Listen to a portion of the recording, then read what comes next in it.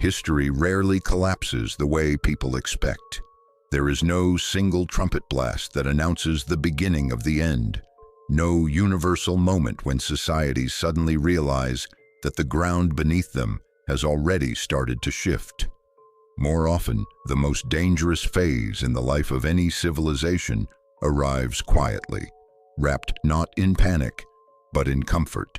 Across centuries and continents, the pattern repeats with almost unsettling consistency.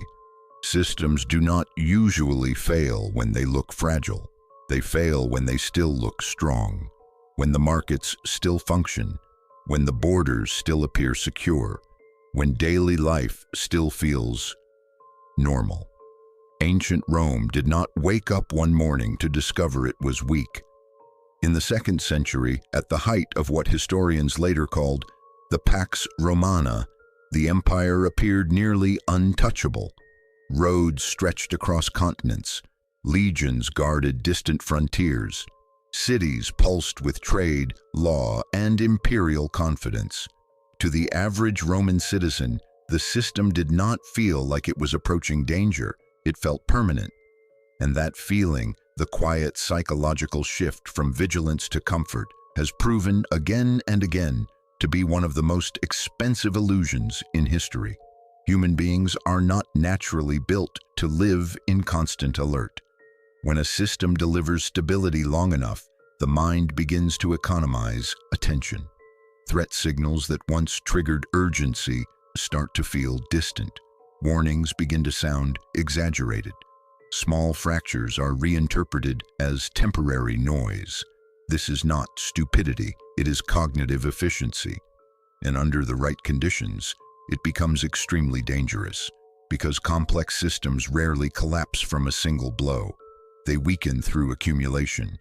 Demographic strain, economic pressure, institutional rigidity, external shocks that would have been manageable in a more flexible phase of the system begin to overlap. And when that overlap happens inside a culture that has already grown psychologically comfortable, reaction time slows at exactly the moment when speed matters most. The Romans experienced this. So did late imperial China. So did early modern monarchies in Europe.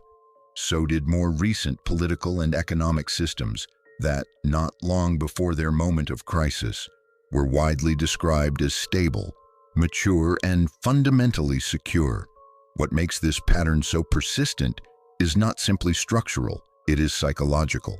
Again and again, human societies generate what might be called comfort narratives, quiet internal stories that reduce anxiety in the short term but increase vulnerability over time.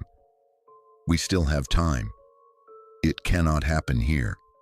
The system is strong. Someone else will fix it. These are not merely political miscalculations. They are emotional stabilizers. They help populations sleep at night. They help leaders avoid premature panic. And in many periods of history, they even work, right up until the moment they don't.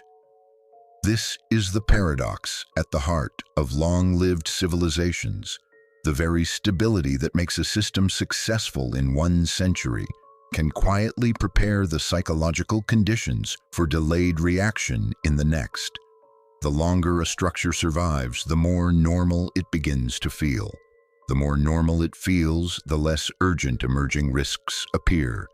And the less urgent the risks appear, the harder it becomes to mobilize meaningful adaptation before pressure reaches a critical threshold.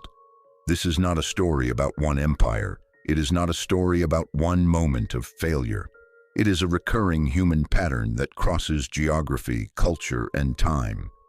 In this video, we are going to examine the most dangerous comfort lies in history, the quiet assumptions that have repeatedly convinced intelligent societies that everything was still under control, right before it wasn't. Because the most important question is not why systems collapse in moments of obvious chaos. History answers that question quite clearly. The more unsettling question is why so many systems fail while still appearing stable. And once you begin to see the pattern, it becomes very difficult to unsee it. If history teaches anything consistently, it is that human beings are remarkably skilled at misleading themselves, often without realizing they are doing it. This is not simply a matter of ignorance or lack of intelligence.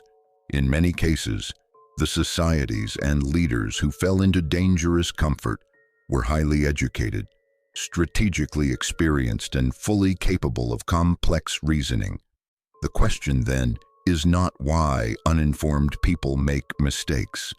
The more unsettling question is why intelligent individuals and advanced civilizations repeatedly construct narratives that soften reality at the very moment clarity is most needed. The answer begins deep inside the architecture of the human mind. The brain is not designed primarily to perceive reality with perfect accuracy. It is designed to maintain functional stability under uncertainty. From an evolutionary perspective, excessive anxiety is costly. Constant high-alert states drain energy, disrupt coordination, and impair long-term planning. Over thousands of years, the human nervous system evolved subtle mechanisms to reduce psychological overload, even if doing so occasionally meant distorting risk perception. This is where self-deception begins to take shape. When incoming information threatens a person's sense of control or predictability, the mind often engages in quiet cognitive smoothing. Warning signals are reinterpreted as temporary. Negative trends are framed as anomalies. Ambiguous threats are pushed into the category of not yet urgent. Psychologists today refer to several of these mechanisms by name: normalcy bias, optimism bias, cognitive dissonance reduction. But the pattern itself is ancient. Roman elites displayed it when frontier pressures began to mount. Late imperial courts displayed it when administrative strain accumulated. Financial systems have displayed it repeatedly in the years leading up to major economic shocks. The pattern is not random, it is protective, at least in the short term. Self-deception reduces immediate stress. It preserves social cohesion. It prevents premature panic. In stable environments, these traits can even be adaptive, but under conditions of slow structural change, the same mental efficiencies become liabilities. Because the human mind is particularly poor at intuitively grasping gradual risk accumulation, sudden danger triggers fast response. Slow drift often triggers rationalization. Marcus Aurelius himself seemed acutely aware of this vulnerability.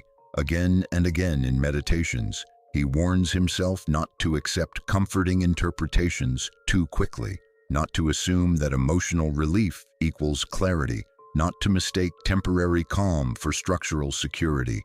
What he was fighting internally was not simply fear or frustration. It was the far more subtle human tendency to prefer reassuring stories over uncomfortable probabilities, and this tendency scales.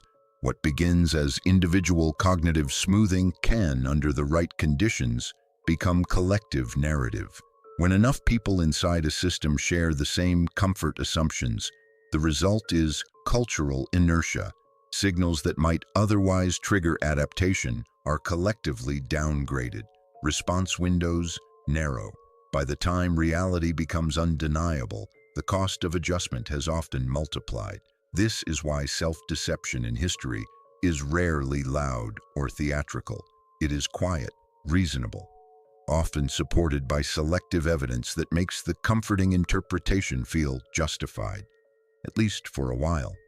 Human beings do not usually lie to themselves because they are careless. They do it because the alternative, sustained uncertainty and continuous vigilance, is psychologically expensive. And yet, as history repeatedly demonstrates, the short-term relief purchased by self-deception often carries a much larger long-term cost. Beneath the surface of every long-lived civilization, there operates a quiet psychological system that rarely draws attention to itself: the human need for emotional equilibrium. This need is so deeply embedded in the structure of the mind that most people mistake it for clear thinking. In reality, it often functions as something far more subtle, a built-in mechanism that protects the individual, and sometimes the entire society, from the full emotional weight of uncertainty. The human brain is not optimized for permanent high alert. Sustained vigilance is metabolically expensive, cognitively draining, and socially destabilizing if maintained for too long. As a result, the mind developed what we might call psychological comfort regulators, internal processes that gently lower perceived threat levels when stress remains prolonged but not immediately catastrophic. One of the most powerful of these regulators is normalization. When a warning signal appears repeatedly without immediate disaster following it, the nervous system begins to downgrade its urgency. What initially feels alarming slowly becomes familiar, and what becomes familiar begins, over time, to feel safe. This is not conscious denial, it is adaptive smoothing. In stable periods of history, this mechanism helps populations function without constant panic. Markets continue operating, cities continue trading, governments continue administrating. But under conditions of slow structural strain, the same mechanism can quietly distort risk perception at scale. Another layer of psychological comfort comes from narrative coherence. Human beings have a strong internal drive to maintain a story in which the world remains broadly understandable and manageable. When incoming evidence threatens that story, when cracks appear in systems that were assumed to be stable, the mind often engages in subtle reinterpretation rather than immediate revision. Ambiguous data is softened. Contradictory signals are compartmentalized. Short-term stability is used to justify long-term confidence. This is why historical actors so often appear, in retrospect, to have missed obvious signs. From the inside of the moment, the signs rarely feel obvious. They feel gradual, mixed, and open to multiple interpretations. And the psychological comfort system strongly favors the interpretation that preserves emotional equilibrium. There is also a social dimension to this mechanism that makes it even more powerful. Humans regulate not only individually, but collectively. When most people in a system appear calm, the perceived need for alarm drops even further. Concern begins to feel socially costly. Caution begins to look like overreaction, and the collective emotional baseline settles into a deceptively stable calm. Marcus Aurelius seemed unusually sensitive to this human tendency. His repeated self-warnings not to drift into complacency, not to trust emotional relief too quickly, not to assume that present calm guaranteed future stability, read almost like a personal attempt to resist the very comfort mechanisms that come so naturally to the human mind. But even for a Stoic emperor, this resistance required constant effort, because the psychological comfort system is not a flaw in human design. It is a feature, one that works extremely well in environments where threats are sudden and obvious.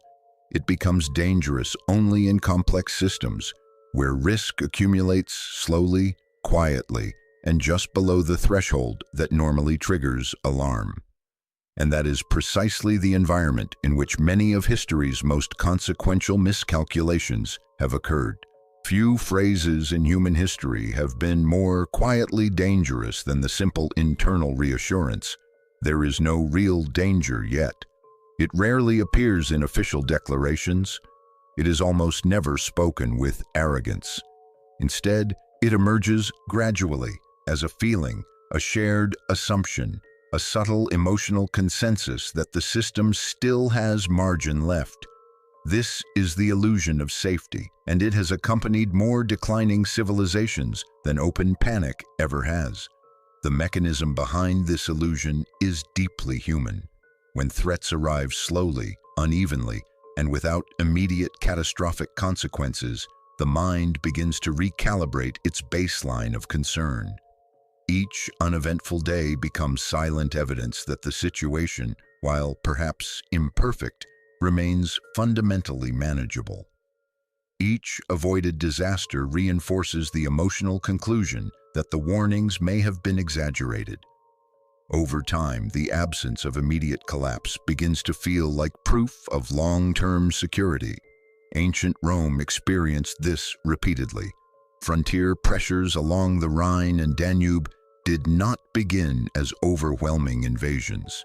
They began as manageable disturbances, incursions that the imperial system at first successfully contained. But success in early containment created psychological side effects.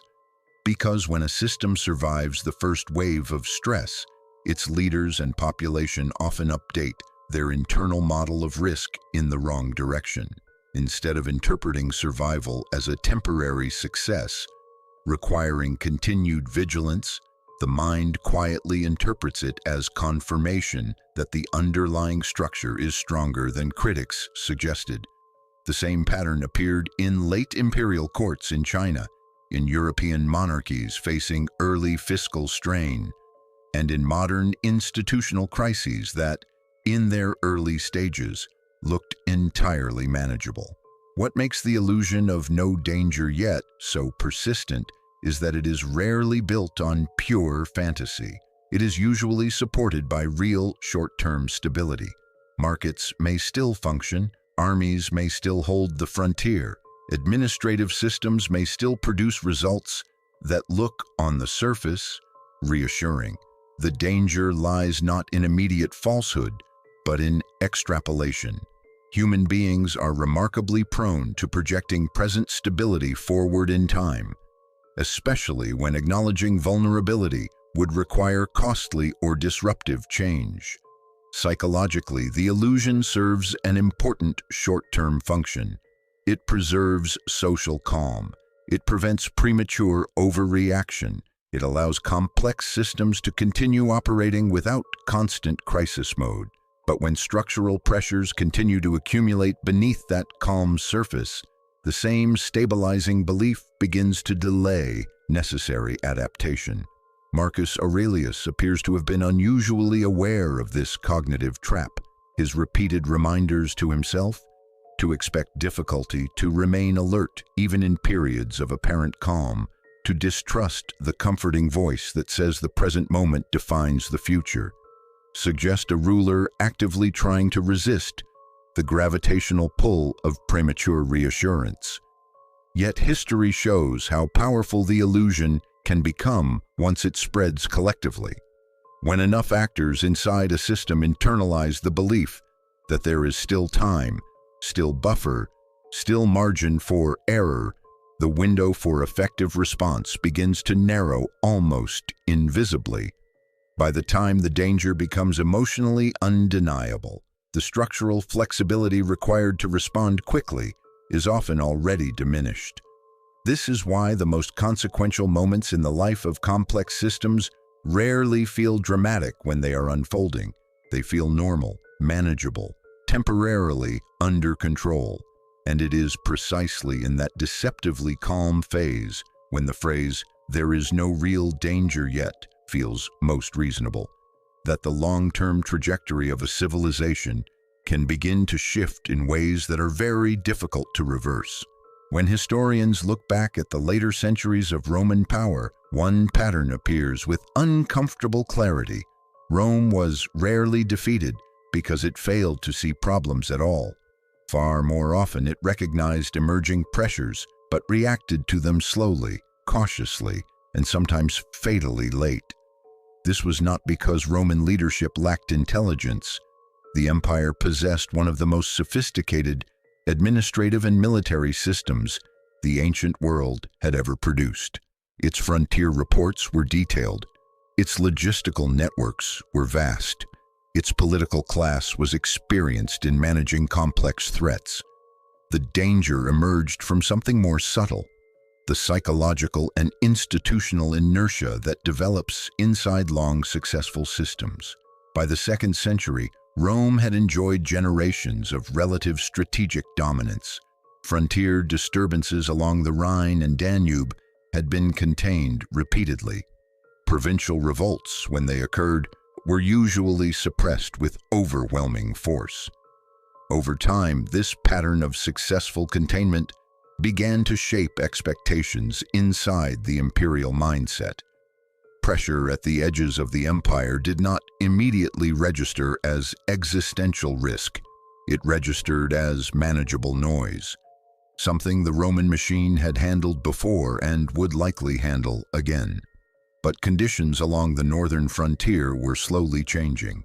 Germanic confederations were becoming more coordinated.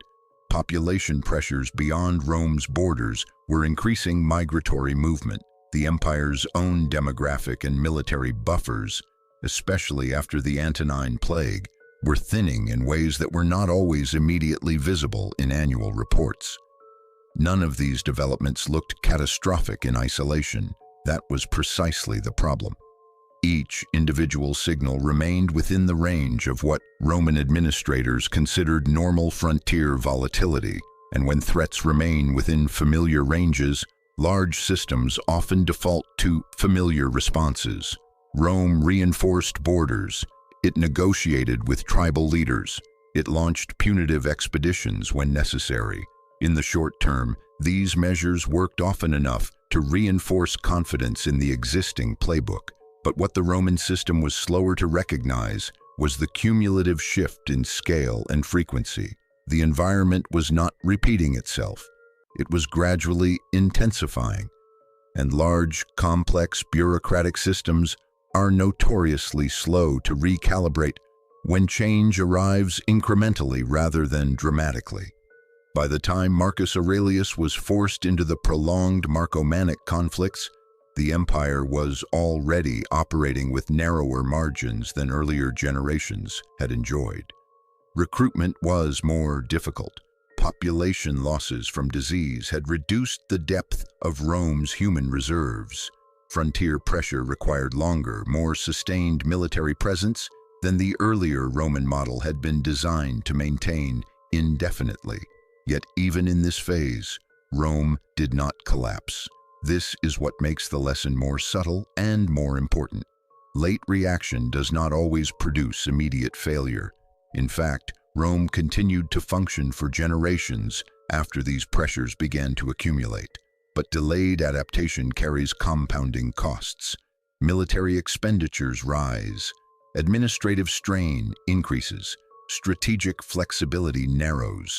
The system becomes more dependent on strong individual leadership to manage stresses that earlier institutional design would have absorbed more easily. In many ways, Rome's greatest vulnerability was not blindness.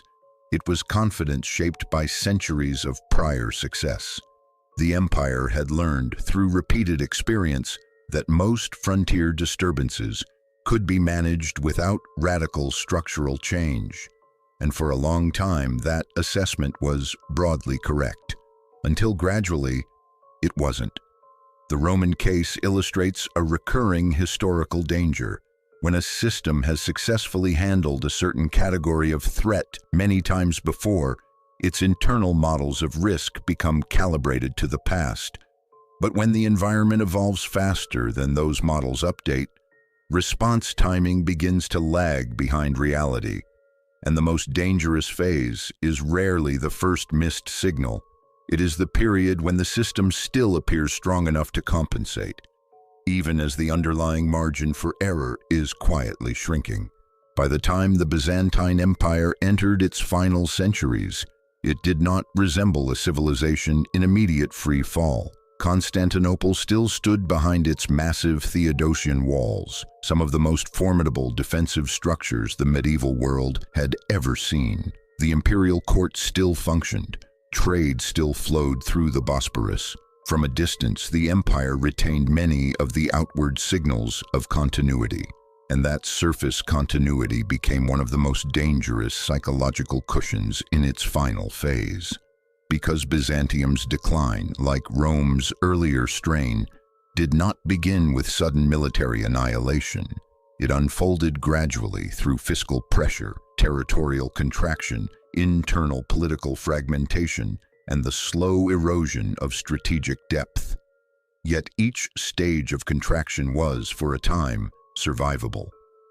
After the Fourth Crusade in 1204, when Constantinople itself was shockingly captured by Western crusaders, the Byzantine state managed, against considerable odds, to reconstitute itself in 1261. This recovery, while impressive, had an unintended psychological consequence. It reinforced a dangerous historical memory. The empire could endure catastrophic shocks and still return. That lesson would echo quietly in later generations of Byzantine leadership.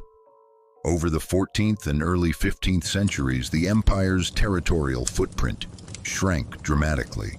Ottoman expansion steadily absorbed former Byzantine lands in Anatolia and the Balkans. Revenue streams narrowed. Military manpower declined.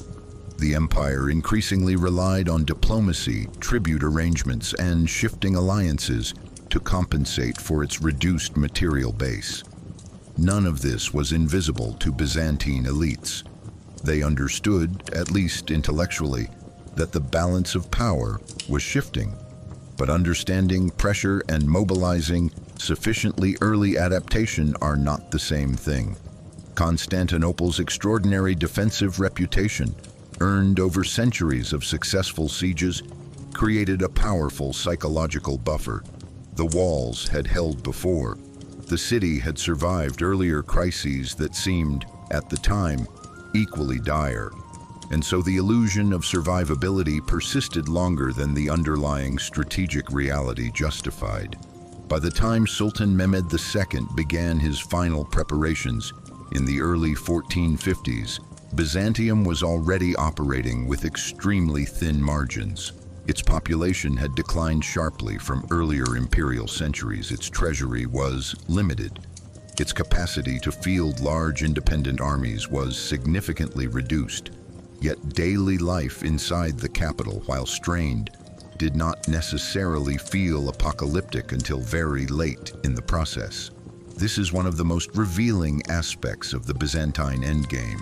Civilizations often do not experience their final phase as a constant emergency. They experience long stretches of uneasy normality punctuated by moments of acute stress, and human psychology is strongly inclined to interpret the return of normal routine after each crisis as evidence that the system still retains deeper resilience. When Mehmed's massive cannons finally began to pound the Theodosian walls in 1453, the underlying structural imbalance had already been building for decades. The final siege was dramatic, but the narrowing of Byzantine strategic options had been gradual, incremental, and, for long periods, psychologically manageable. The fall of Constantinople did not occur because Byzantine leaders were unaware of Ottoman growth. It occurred because the window in which structural adaptation might have significantly altered the balance had slowly, almost imperceptibly, narrowed over generations. Byzantium's final lesson mirrors Rome's in an unsettling way. Long survival breeds powerful expectations of continued survival.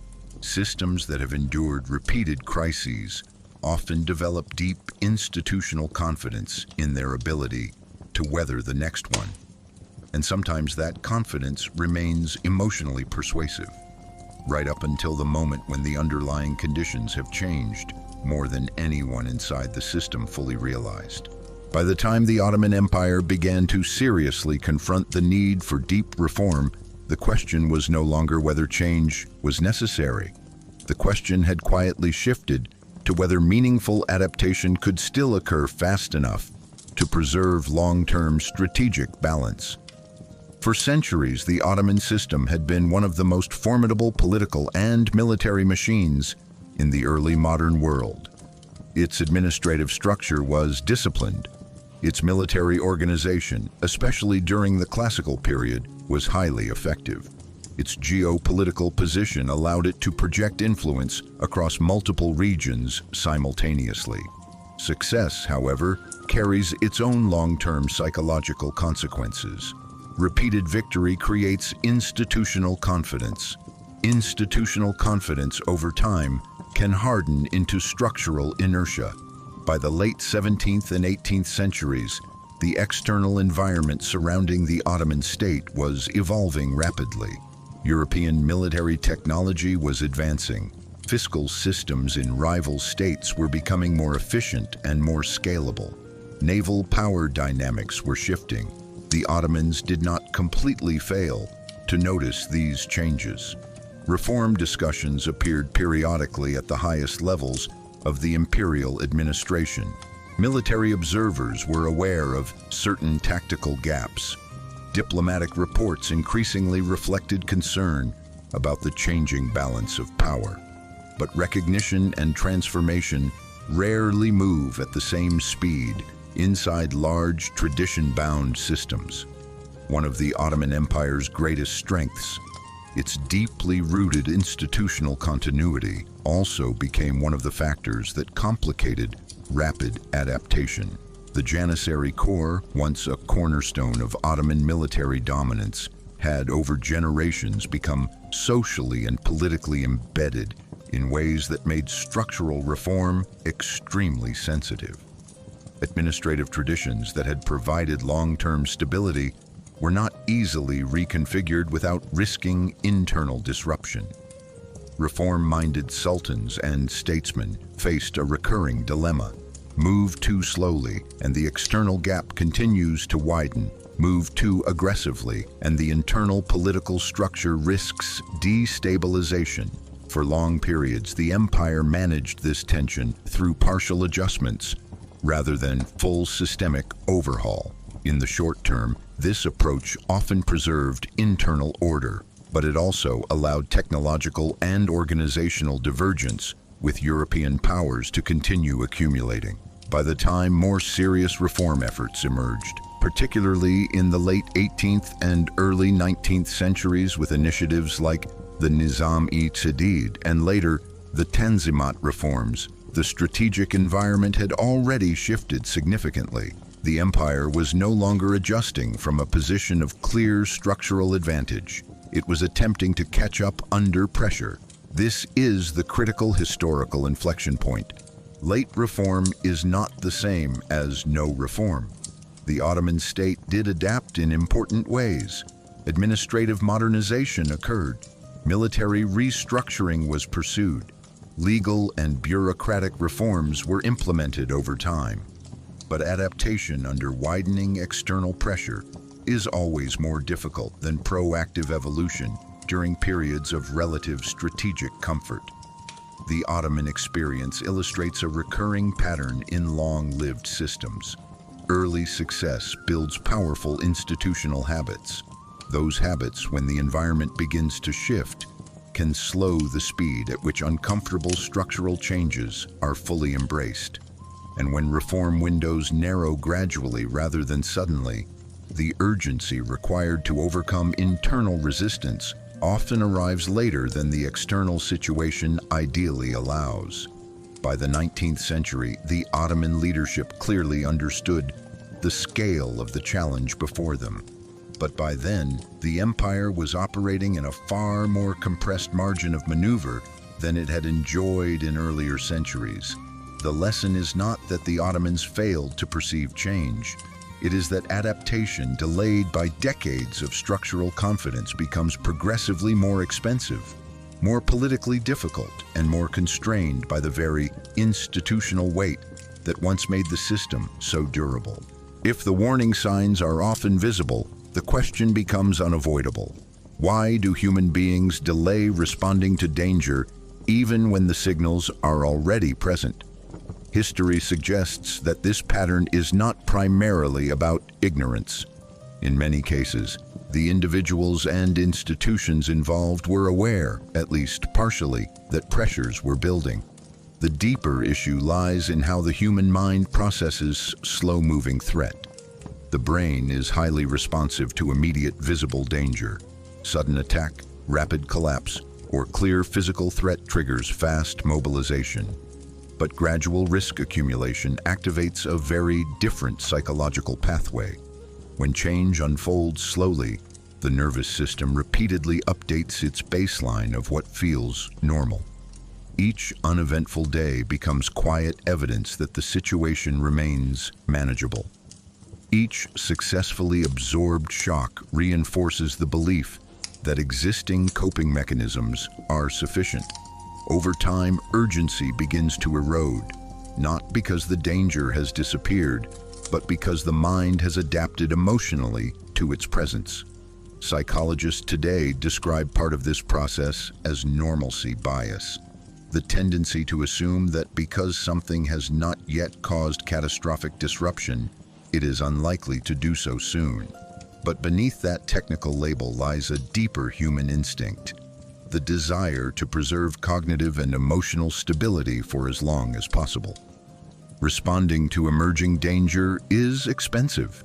It requires reallocating resources, accepting uncertainty, and often confronting politically or socially disruptive change.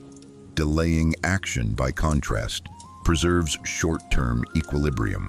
It allows systems to continue functioning without the immediate costs of major adjustment. And in the early stages of many historical crises, delay even appears rational, because in the beginning, the system often does continue to function. Rome continued to field armies, Byzantium continued to trade, the Ottoman administration continued to govern vast territories. From the inside of these systems, the environment did not always feel like imminent collapse. It felt strained, but survivable. This is where another powerful mechanism enters the picture: incremental normalization. Humans are remarkably adaptable to gradually worsening conditions. What would have triggered alarm if introduced suddenly can become tolerable if introduced slowly. Each small adjustment in expectations makes the next adjustment easier to absorb, until the cumulative shift becomes far larger than any single step appeared at the time. There is also a social dimension that reinforces delay. Individuals rarely assess systemic risk in isolation. They look to the emotional posture of others. If markets remain calm, if institutions continue operating, if leadership messaging remains measured, the perceived urgency of emerging threats drops even further. Concern begins to feel premature. Caution begins to feel socially costly. And the window for early, relatively inexpensive adaptation begins to narrow quietly in the background. Marcus Aurelius seemed unusually sensitive to this human vulnerability. His repeated reminders to himself to expect disruption, to remain mentally prepared for reversal, to distrust the comforting assumption that present stability guarantees future security, rude almost like a personal attempt to counteract the natural human tendency to drift toward delay. But even for a Stoic emperor, resisting this drift required continuous effort, because postponement is not simply a failure of will. It is a deeply embedded feature of human cognitive design. In stable environments, it helps conserve energy and maintain social cohesion. In slowly destabilizing systems, however, the same mechanism can push critical responses just far enough into the future that, by the time action finally feels urgent, the cost of adaptation has multiplied, and the margin for easy correction has already begun to close. Among the many cognitive patterns that shape human behavior under slow-moving pressure, few are as quietly influential as what modern psychology calls normalcy bias. At its core, normalcy bias is the tendency of individuals and societies to assume that the future will broadly resemble the recent past, especially when no immediate catastrophe has yet occurred. It is not simple denial. It is not even necessarily irrational in the short term. It is a deeply embedded mental shortcut that allows the human nervous system to conserve energy and avoid constant states of alarm. For most of human history, environments that remained stable for extended periods usually did continue to remain stable. The brain learned through repeated experience that yesterday is often a reasonable predictor of tomorrow. And in many everyday situations, this assumption works well enough to keep individuals and societies functioning efficiently. The problem emerges when conditions begin to change gradually beneath the surface. Normalcy bias operates most powerfully in environments where warning signals are present but ambiguous, where pressures are increasing but not yet catastrophic, and where daily life still retains enough routine to feel familiar. Under these conditions, the human mind tends to downgrade early warning signs. Small disruptions are interpreted as temporary anomalies. Unusual events are folded back into the expectation of continuity. Each day that passes without visible collapse becomes emotional reinforcement that the system is still fundamentally sound. History provides repeated examples of this pattern. Late Roman elites observed mounting frontier pressure for decades before it translated into irreversible structural strain. Byzantine leadership watched territorial contraction unfold gradually over generations. Ottoman reformers recognized technological divergence long before full-scale modernization became urgent policy. In each case, the signals were not completely invisible. They were simply processed through a mental framework calibrated by long periods of prior stability. What makes normalcy bias particularly dangerous in complex civilizations is its interaction with institutional scale. Large systems are designed to absorb shocks. When they successfully absorb early disturbances, they unintentionally reinforce the belief that deeper resilience remains intact. This creates a feedback loop. Early survival reduces perceived urgency. Reduced urgency delays adaptation. Delayed adaptation allows underlying pressures to accumulate further. By the time the situation becomes emotionally undeniable, the structural flexibility that once made adjustment relatively easy may already be significantly reduced. Marcus Aurelius appears to have had an unusually intuitive grasp of this human tendency. His repeated warnings to himself, not to assume that present calm guarantees future security, not to mistake temporary stability for permanent order, read almost like a deliberate effort to counteract the pull of normalcy bias within his own thinking. But even disciplined awareness does not eliminate the bias entirely. Because normalcy bias is not merely a mistake in reasoning, it is a protective feature of the human cognitive system, one that works extremely well in environments where change is sudden and obvious. It becomes hazardous only in the kind of slow, compounding pressure environments that have preceded many of history's most consequential turning points. And that is precisely why the most dangerous phase in the life of complex systems so often feels, from the inside, deceptively ordinary. By the later centuries of the Roman Empire, the governing elite did not suddenly become incompetent, nor did they entirely lose access to information about the pressures building around them. In many cases, they remained educated, politically experienced, and deeply embedded in one of the most sophisticated administrative systems the ancient world had ever produced. And yet, the late Roman elite increasingly found itself reacting to structural change more slowly than the evolving environment required. To understand why, we have to look beyond individual intelligence and examine the psychological environment created by long-term success. For generations, Rome's ruling class had operated inside a system that repeatedly demonstrated its resilience. Frontier disturbances had been contained. Internal revolts had been suppressed. Economic fluctuations had been managed well enough to preserve overall continuity. Over time, this pattern of successful crisis absorption shaped the elite's internal model of risk. Threats were rarely interpreted in isolation. They were filtered through centuries of prior survival. This produced a subtle but powerful recalibration of urgency.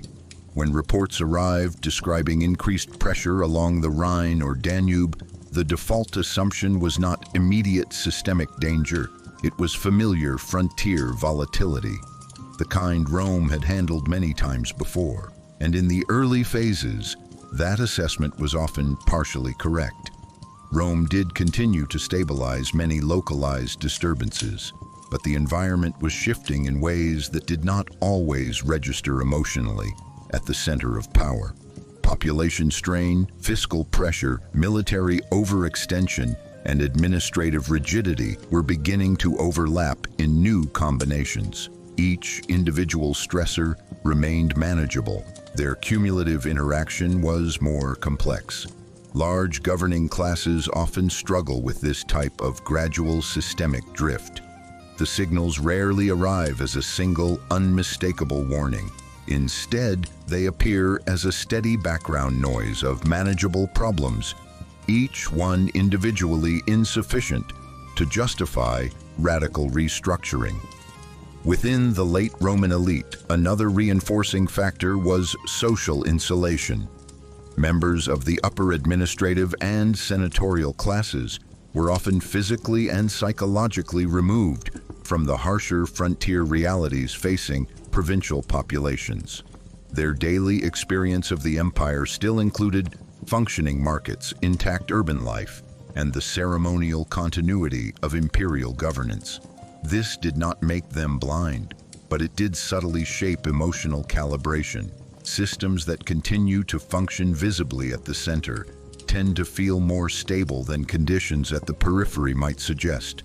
By the 4th and 5th centuries, Roman leadership was increasingly engaged in reactive management rather than proactive structural adaptation. Military resources were stretched across multiple fronts. Recruitment became more complicated. Fiscal adjustments grew more frequent. Yet for long stretches, the imperial system still held together well enough to reinforce the belief that, while strained, it remained fundamentally durable. This is the critical psychological phase that appears repeatedly in complex historical systems. Not ignorance, not sudden collapse, but a prolonged period in which intelligent actors continue to manage real problems within a framework shaped by earlier centuries of success. Marcus Aurelius himself lived earlier than the final Western collapse, but many of the structural pressures visible in later Roman centuries were already beginning to take form during his era. His repeated personal warnings to remain vigilant, to distrust premature comfort, to avoid assuming that present stability guaranteed future security, are read, in hindsight, almost like an early awareness of the cognitive drift that large, successful systems are especially vulnerable to over time. The late Roman elite did not fail because it saw nothing. It struggled because the pace at which its internal expectations updated did not always match the pace at which the external environment was evolving. And in complex systems, even small timing gaps, when compounded over decades, can quietly narrow the margin for recovery long before the full scale of the danger becomes emotionally undeniable.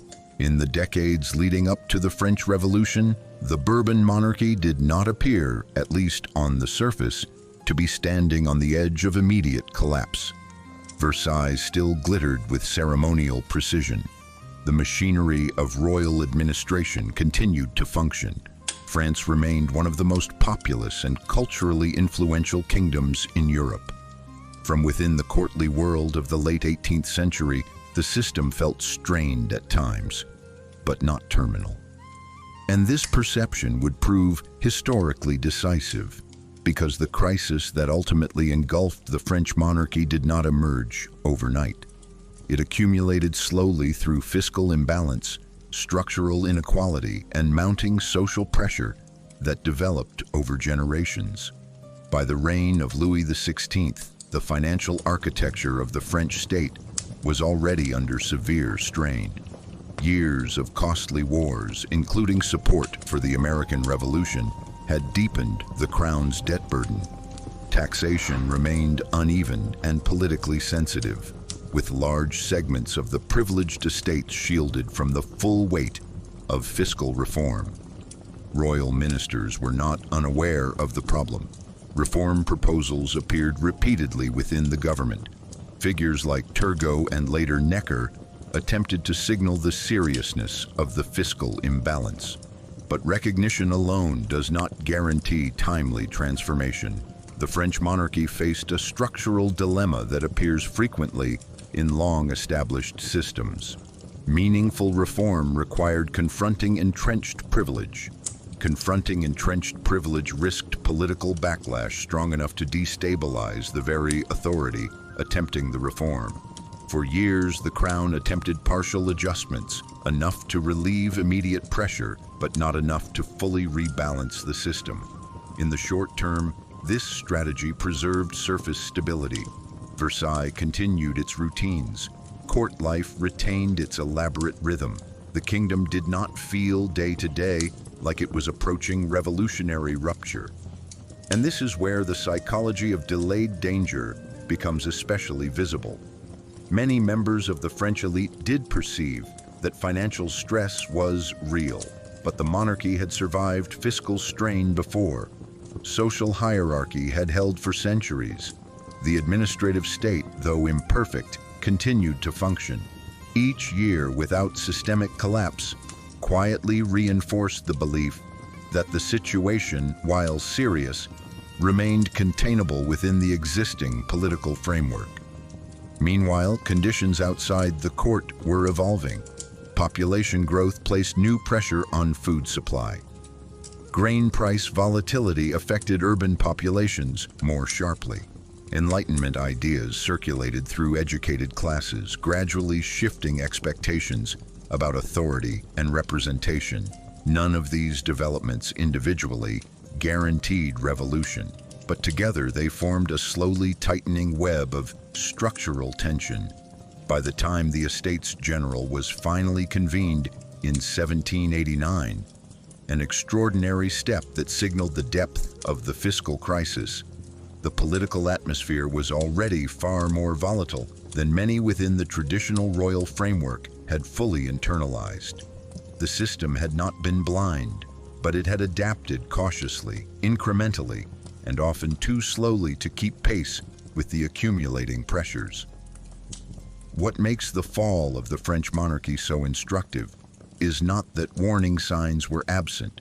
It is that the kingdom experienced a long period in which serious structural problems coexisted with the outward performance of stability.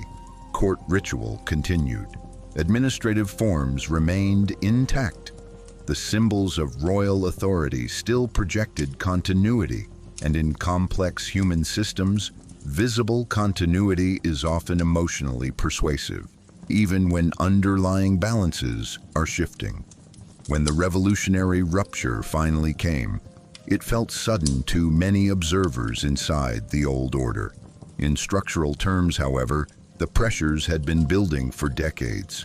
The French case illustrates one of history's most persistent lessons. Systems rarely collapse because their leaders see nothing at all.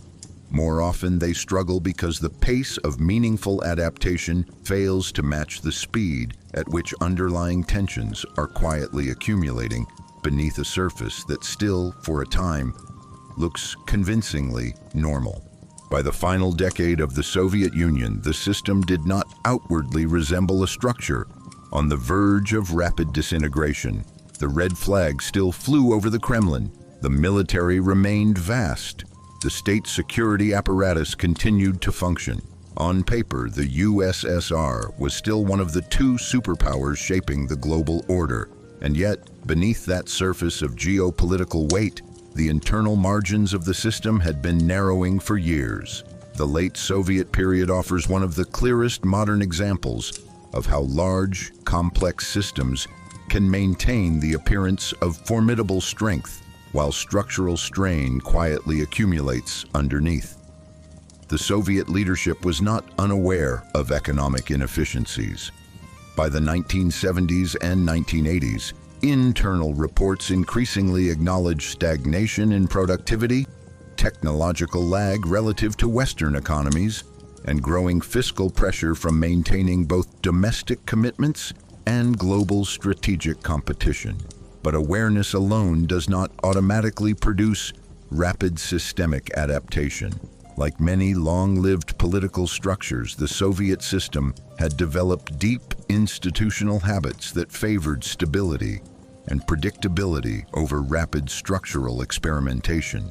Central planning mechanisms, whilst capable of mobilizing resources on a massive scale, were less agile when confronted with the need for continuous innovation and decentralized adjustment.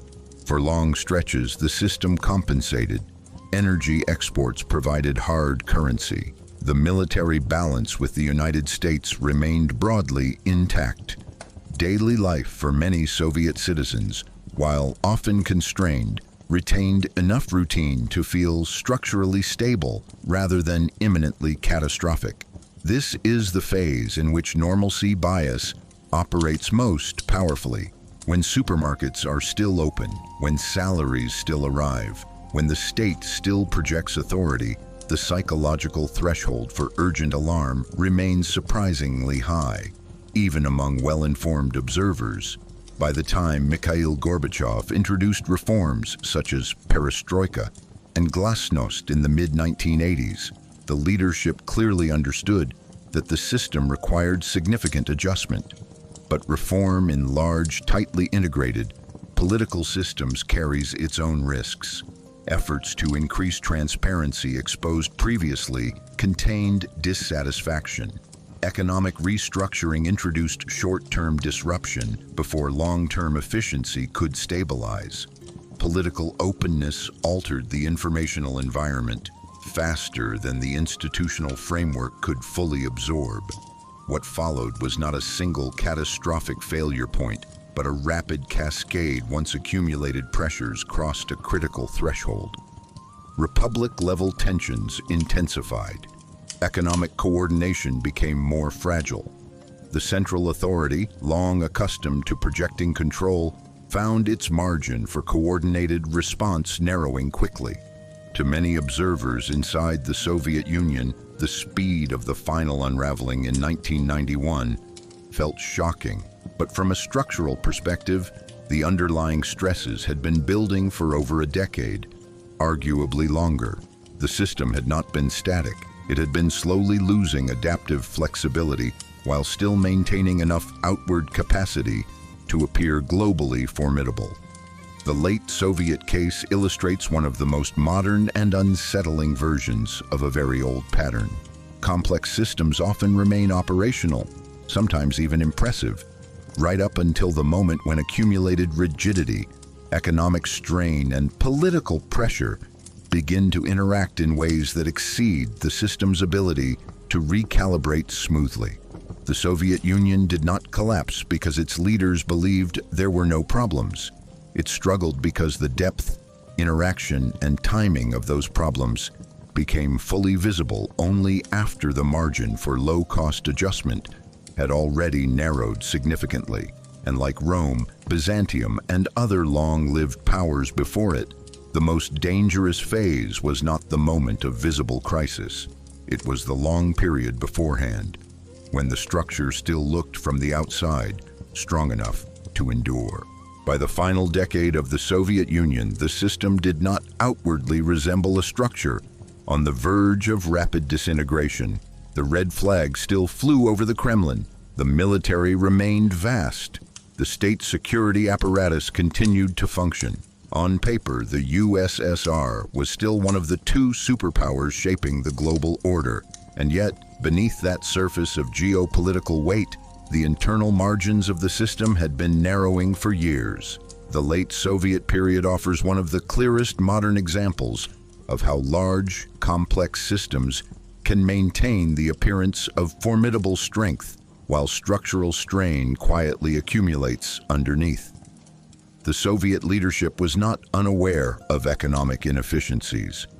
By the 1970s and 1980s, internal reports increasingly acknowledged stagnation in productivity, technological lag relative to Western economies, and growing fiscal pressure from maintaining both domestic commitments and global strategic competition. But awareness alone does not automatically produce rapid systemic adaptation. Like many long-lived political structures, the Soviet system had developed deep institutional habits that favored stability and predictability over rapid structural experimentation.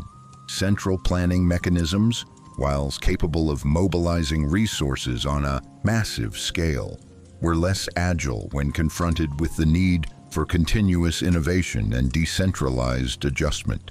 For long stretches, the system compensated. Energy exports provided hard currency. The military balance with the United States remained broadly intact. Daily life for many Soviet citizens, while often constrained, retained enough routine to feel structurally stable rather than imminently catastrophic.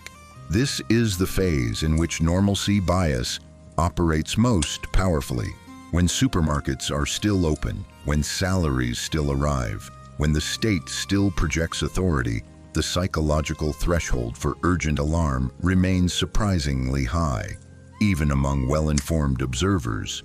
By the time Mikhail Gorbachev introduced reforms such as perestroika and glasnost in the mid-1980s, the leadership clearly understood that the system required significant adjustment.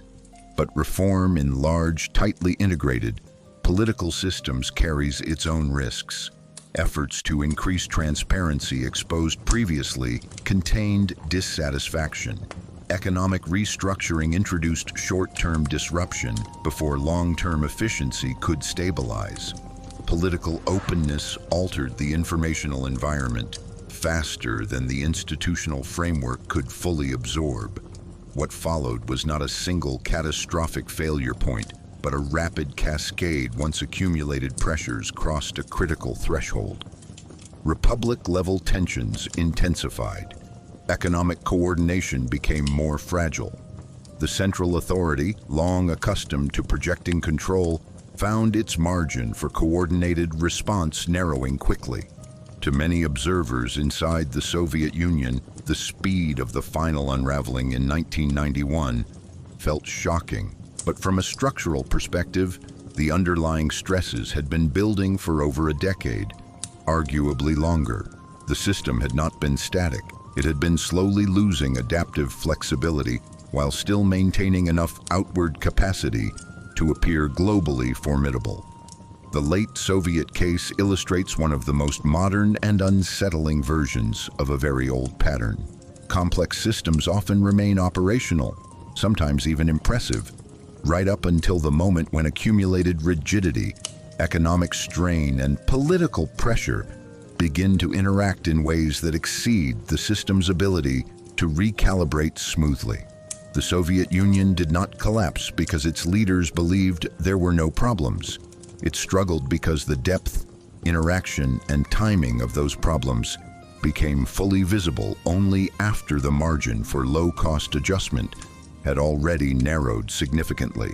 And like Rome, Byzantium, and other long-lived powers before it, the most dangerous phase was not the moment of visible crisis. It was the long period beforehand, when the structure still looked from the outside strong enough to endure. Among the many psychological patterns that appear again and again in the history of powerful societies, few are as quietly seductive as the illusion of superiority. The belief that one's system, culture, or moment in history occupies a fundamentally safer position than those that failed before it. This illusion rarely begins as arrogance in its crude form. More often, it emerges gradually from long periods of genuine success, when a state expands for generations, when its institutions repeatedly absorb shocks, when its military or economic performance consistently outpaces rivals, a subtle cognitive shift begins to occur. Past survival starts to feel like structural immunity. What was once understood as hard-won resilience slowly transforms in the collective imagination into something closer to permanence. The late Roman elite displayed traces of this mindset. After centuries of frontier dominance, the French monarchy operated within it after generations of Bourbon continuity. Even late Soviet leadership, despite growing internal reports of stagnation, still presided over a superpower whose global reach reinforced the emotional impression of systemic durability. The danger of the superiority illusion is not that it blinds societies completely. In most historical cases, warning signals were visible to at least some observers inside the system. The danger is that superiority reframes how those signals are emotionally processed. Threats that would trigger urgent response in a weaker or more fragile system are interpreted instead as manageable disturbances. Structural strain is categorized as temporary imbalance. External competitors are quietly underestimated. Psychologically, the mechanism is deeply human. The brain uses recent success as a heuristic for future expectation. If the system has repeatedly demonstrated strength, the mind assigns lower probability to near-term failure. This is efficient in stable environments. But in complex geopolitical or economic ecosystems, where conditions evolve, the same mental shortcut can distort risk assessment at precisely the wrong moment. Superiority also interacts powerfully with institutional inertia. The more a system believes in its own exceptional resilience, the higher the internal resistance to disruptive reform tends to become. After all, why risk destabilizing something that appears to be working? Why incur the political and social cost of deep restructuring if the current model has delivered decades or centuries of success? Over time, this logic can create a narrowing adaptation window. Early signals are acknowledged but not prioritized. Partial adjustments are favored over structural overhaul. Confidence remains publicly and often privately intact, even as the external environment continues to evolve. Marcus Aurelius, interestingly, appears to have been unusually cautious about this psychological trap. His repeated reminders about impermanence, about the temporary nature of power, reputation, and even empire itself, read almost like a deliberate philosophical counterweight to the very human temptation towards superiority thinking. He understood something many systems learn only late, that strength observed in one era does not automatically guarantee resilience in the next. The superiority illusion becomes most dangerous, not at the peak of confidence, but in the long plateau that often follows it. Because during that plateau, the system still functions well enough to reinforce belief in its durability, even as the external conditions that once supported its dominance begin, slowly and unevenly, to shift.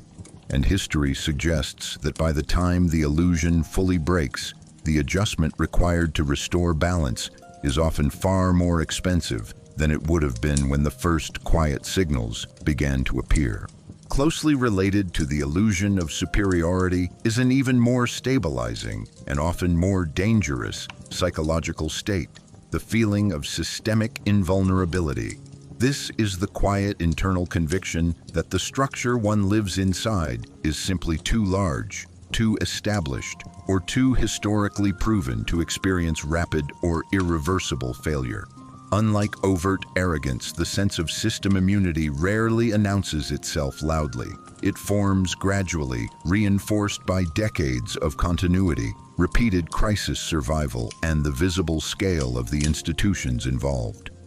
When a system has endured for generations, the human mind begins to treat its survival not as an ongoing achievement, but as a built-in feature of reality. In the Roman world, the empire's immense geographic reach and long administrative memory created precisely this kind of psychological cushion. In late Byzantium, the legendary strength of Constantinople's walls fostered a similar emotional buffer. In the late Soviet Union, the sheer magnitude of military and political power projected an image of structural permanence that was difficult, even for insiders to emotionally question. The critical danger of the invulnerability feeling is that it does not require the absence of problems. Systems can acknowledge fiscal strain, military pressure, or political tension, while still maintaining a deep underlying belief that the core structure will ultimately absorb the shock. This belief changes behavior in subtle but consequential ways. Early warning signals trigger monitoring rather than mobilization. Reform proposals generate discussion rather than urgency. Risk assessments become calibrated to past recoveries rather than future uncertainty. Over time, institutional response speed begins to drift out of alignment with environmental change. What makes this psychological state especially persistent is that it is often supported by real historical evidence, at least initially. Many long-lived systems do successfully survive multiple serious crises. Rome did recover repeatedly in earlier centuries. Byzantium had endured devastating shocks before. The Soviet state had navigated enormous internal and external pressures across much of the 20th century. Each successful recovery strengthened the emotional case for continued resilience. But systemic invulnerability is not a fixed property. It is a moving relationship between institutional flexibility and external pressure. The moment flexibility begins to narrow while pressure continues to evolve, the old confidence can quietly become outdated, even while it still feels psychologically persuasive inside the system. Marcus Aurelius, in his private reflections, seems almost preoccupied with resisting this kind of mental drift. His repeated emphasis on impermanence, on the fragility of human arrangements, on the constant possibility of reversal, suggests a ruler consciously trying to keep his internal model of reality aligned with uncertainty rather than comfort. And this may be the deeper lesson embedded across multiple historical cases. The most dangerous phase for complex systems is rarely the moment of obvious weakness. It is the long period during which the structure remains visibly functional, while the internal margin for absorbing future shocks is slowly, quietly, and almost invisibly becoming thinner than the collective psychology of the system is prepared to accept. Closely related to the illusion of superiority is an even more stabilizing and often more dangerous psychological state, the feeling of systemic invulnerability. This is the quiet internal conviction that the structure one lives inside is simply too large, too established, or too historically proven to experience rapid or irreversible failure. Unlike overt arrogance, the sense of system immunity rarely announces itself loudly. It forms gradually, reinforced by decades of continuity, repeated crisis survival, and the visible scale of the institutions involved. When a system has endured for generations, the human mind begins to treat its survival not as an ongoing achievement, but as a built-in feature of reality. In the Roman world, the empire's immense geographic reach and long administrative memory created precisely this kind of psychological cushion. In late Byzantium, the legendary strength of Constantinople's walls fostered a similar emotional buffer. In the late Soviet Union, the sheer magnitude of military and political power projected an image of structural permanence that was difficult, even for insiders to emotionally question. The critical danger of the invulnerability feeling is that it does not require the absence of problems. Systems can acknowledge fiscal strain, military pressure, or political tension, while still maintaining a deep underlying belief that the core structure will ultimately absorb the shock. This belief changes behavior in subtle but consequential ways. Early warning signals trigger monitoring rather than mobilization. Reform proposals generate discussion rather than urgency. Risk assessments become calibrated to past recoveries rather than future uncertainty. Over time, institutional response speed begins to drift out of alignment with environmental change. What makes this psychological state especially persistent is that it is often supported by real historical evidence, at least initially. Many long-lived systems do successfully survive multiple serious crises. Rome did recover repeatedly in earlier centuries. Byzantium had endured devastating shocks before. The Soviet state had navigated enormous internal and external pressures across much of the 20th century. Each successful recovery strengthened the emotional case for continued resilience. But systemic invulnerability is not a fixed property. It is a moving relationship between institutional flexibility and external pressure. The moment flexibility begins to narrow while pressure continues to evolve, the old confidence can quietly become outdated, even while it still feels psychologically persuasive inside the system. Marcus Aurelius, in his private reflections, seems almost preoccupied with resisting this kind of mental drift. His repeated emphasis on impermanence, on the fragility of human arrangements, on the constant possibility of reversal, suggests a ruler consciously trying to keep his internal model of reality aligned with uncertainty rather than comfort. And this may be the deeper lesson embedded across multiple historical cases. The most dangerous phase for complex systems is rarely the moment of obvious weakness.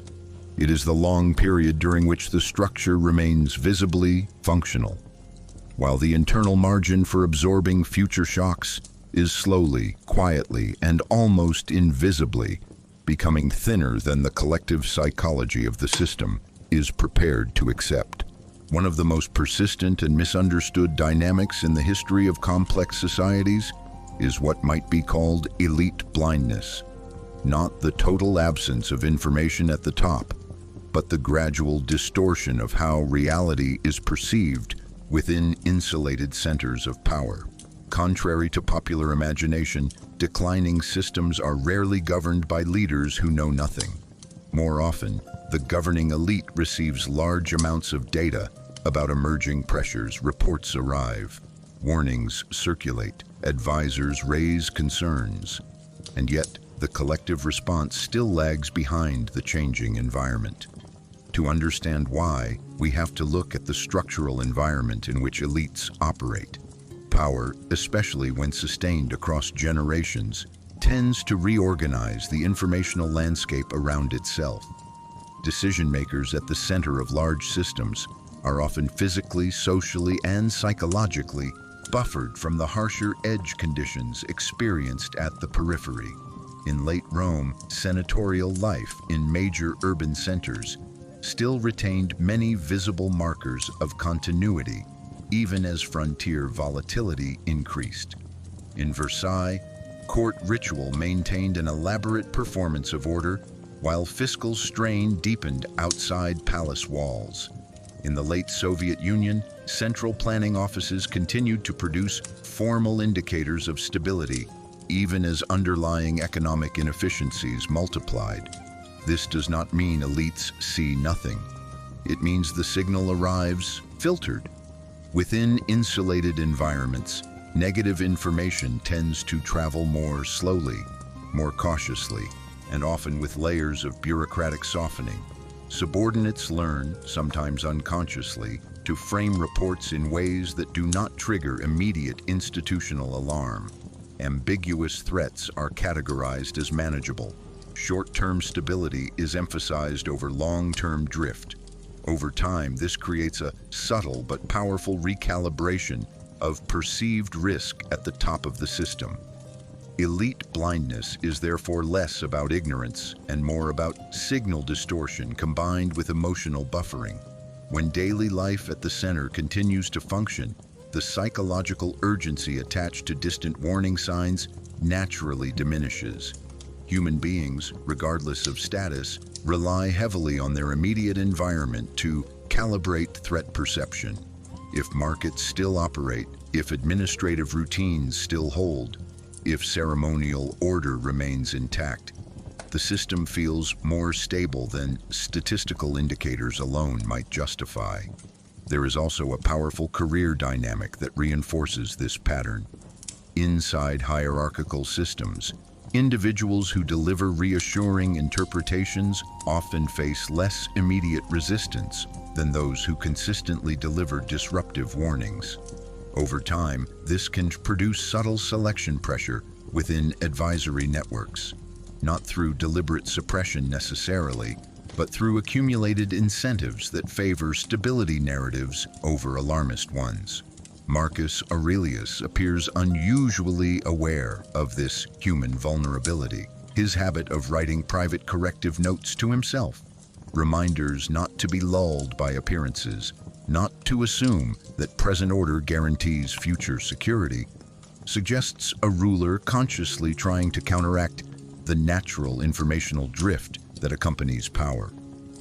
But even with disciplined self-monitoring, the structural forces that produce elite blindness are difficult to fully eliminate because they are not simply failures of attention.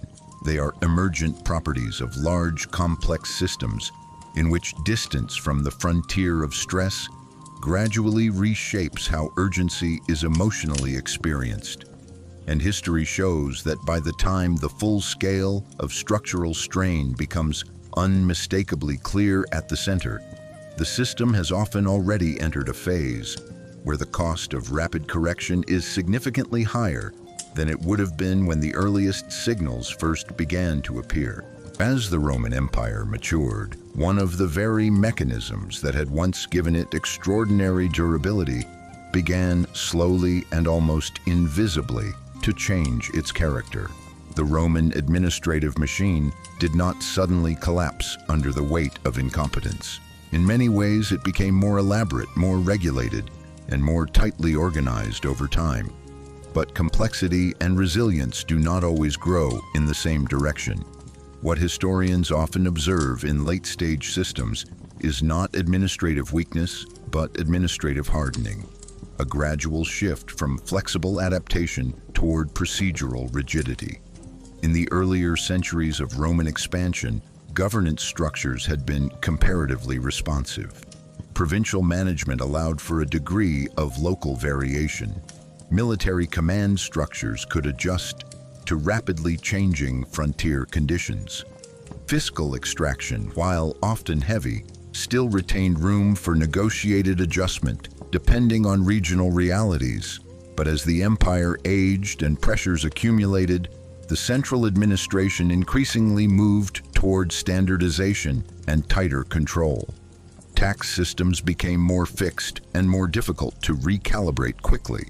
Military recruitment procedures became more formalized at the very moment demographic strain was beginning to reduce the available pool of manpower. Legal and bureaucratic processes expanded in volume and procedural complexity, creating greater predictability but also slower institutional reaction speed. This shift did not occur without reason. From the perspective of imperial administrators, greater regulation often appeared necessary to maintain order across an enormous and diverse territory. Standardization reduced uncertainty. Fixed obligations stabilized revenue expectations. Formal hierarchies improved oversight across distant provinces.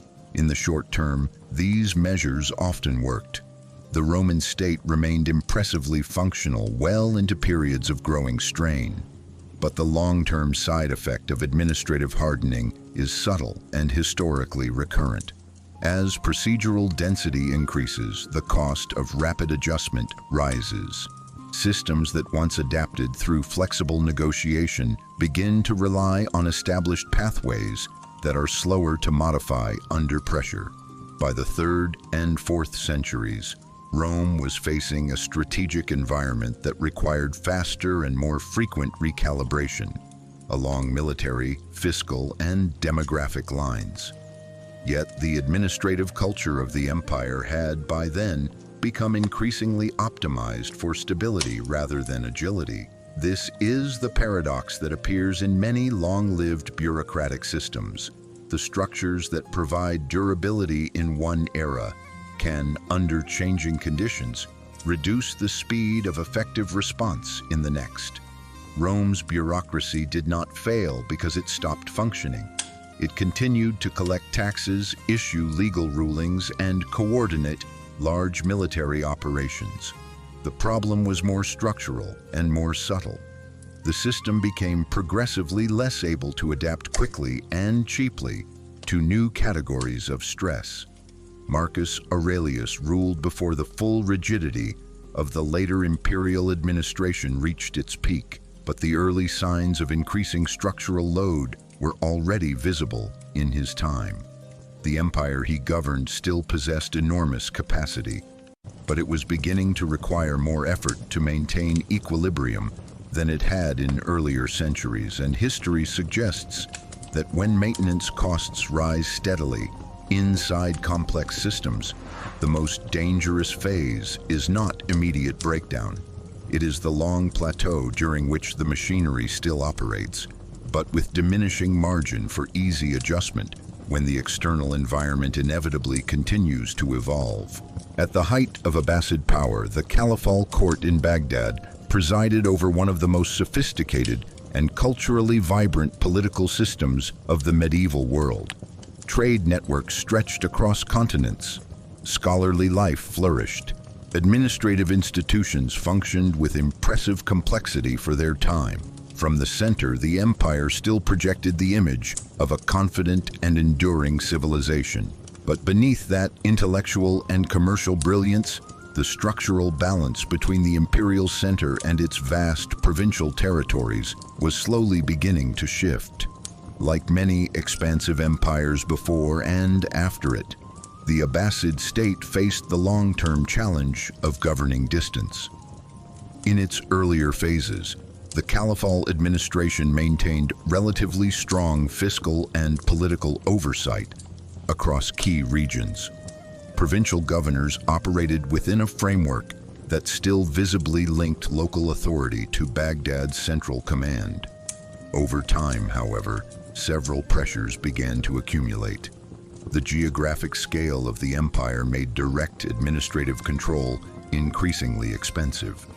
Military commanders stationed in distant provinces gained greater operational autonomy. Local dynasties and strongmen emerged, often formally acknowledging Abbasid authority while exercising substantial independent power on the ground. This process did not initially look like open fragmentation. Tribute continued to flow in many regions. The caliph's symbolic legitimacy remained widely recognized. Official correspondence still framed the empire as a unified political order, and this is precisely the phase in which systemic weakening is often hardest to emotionally register, because formal structures remain intact even as effective control begins to diffuse. By the 9th and 10th centuries, the Abbasid center was increasingly relying on negotiated authority rather than direct administrative command in several frontier regions. Fiscal flows became less predictable. Military loyalty, in some cases, shifted toward regional power brokers. The famous rise of semi-autonomous dynasties, such as the Tulunids in Egypt or the Samanids in Central Asia, reflected not sudden collapse, but gradual decentralization. From Baghdad's perspective, the imperial framework still functioned. The caliphate retained enormous cultural prestige. Bureaucratic life in the capital continued. Intellectual production remained vibrant, yet the empire's effective capacity to rapidly mobilize unified resources across its full territorial expanse was becoming more constrained. This is one of the most instructive patterns in imperial history. Central authority rarely disappears overnight. It thins, it negotiates, it accommodates, it adjusts incrementally to local realities, often for entirely rational, short-term reasons. But each accommodation, each delegation of real power to provincial actors slightly alters the long-term balance between symbolic unity and operational control. The Abbasid experience illustrates how empires can remain culturally and ceremonially impressive, long after their peak capacity for centralized coordination has begun to erode. The system does not feel broken from the inside. It feels stretched, but still functioning.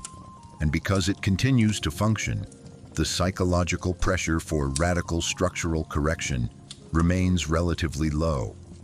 By the time the cumulative effects of decentralization become strategically decisive, the process has often been unfolding for generations. What once appeared to be temporary administrative flexibility gradually hardens into semi-permanent diffusion of power. And in large, complex systems, restoring lost central cohesion is almost always more difficult than preserving it would have been earlier in the cycle. One of the most quietly powerful forces that slows response inside large systems is the diffusion of responsibility, the subtle psychological shift that occurs when many capable individuals are present, and each assumes that someone else is already monitoring the danger closely enough. At the individual level, human beings are often capable of decisive action when responsibility is clear and immediate.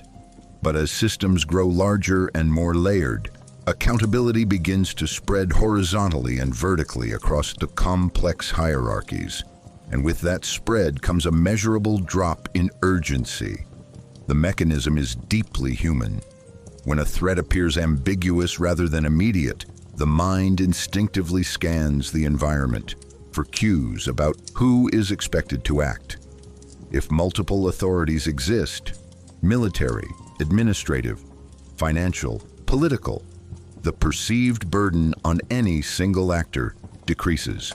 Concern becomes shared, and shared concern, paradoxically, often weakens early response. History offers repeated examples of this pattern inside mature bureaucratic systems. In the later Roman Empire, frontier pressure reports moved through multiple layers of command before triggering large-scale mobilization. In the late French monarchy, fiscal warnings circulated through advisory networks for years, while decisive structural reform remained politically delayed. In the Soviet system, economic inefficiencies were widely documented across planning bodies long before they translated into rapid systemic adjustment. In each case, information was present, awareness existed, but the distribution of responsibility across complex institutional networks created a form of psychological buffering. Each actor, operating rationally within their defined role, saw part of the picture, but not always enough personal urgency to trigger disruptive action early.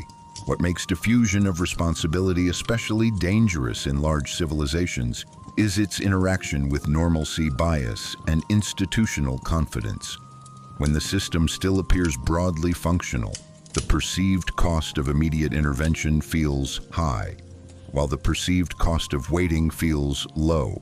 And waiting, in bureaucratic environments, is often the path of least resistance. There is also a reputational dimension that reinforces delay. Early alarm carries risk. Acting too aggressively in response to a threat that later proves manageable can damage careers and political standing. Acting cautiously and being proven right later, by contrast, is often institutionally safer. Over time, this creates subtle but powerful incentives toward incrementalism rather than preemptive structural change.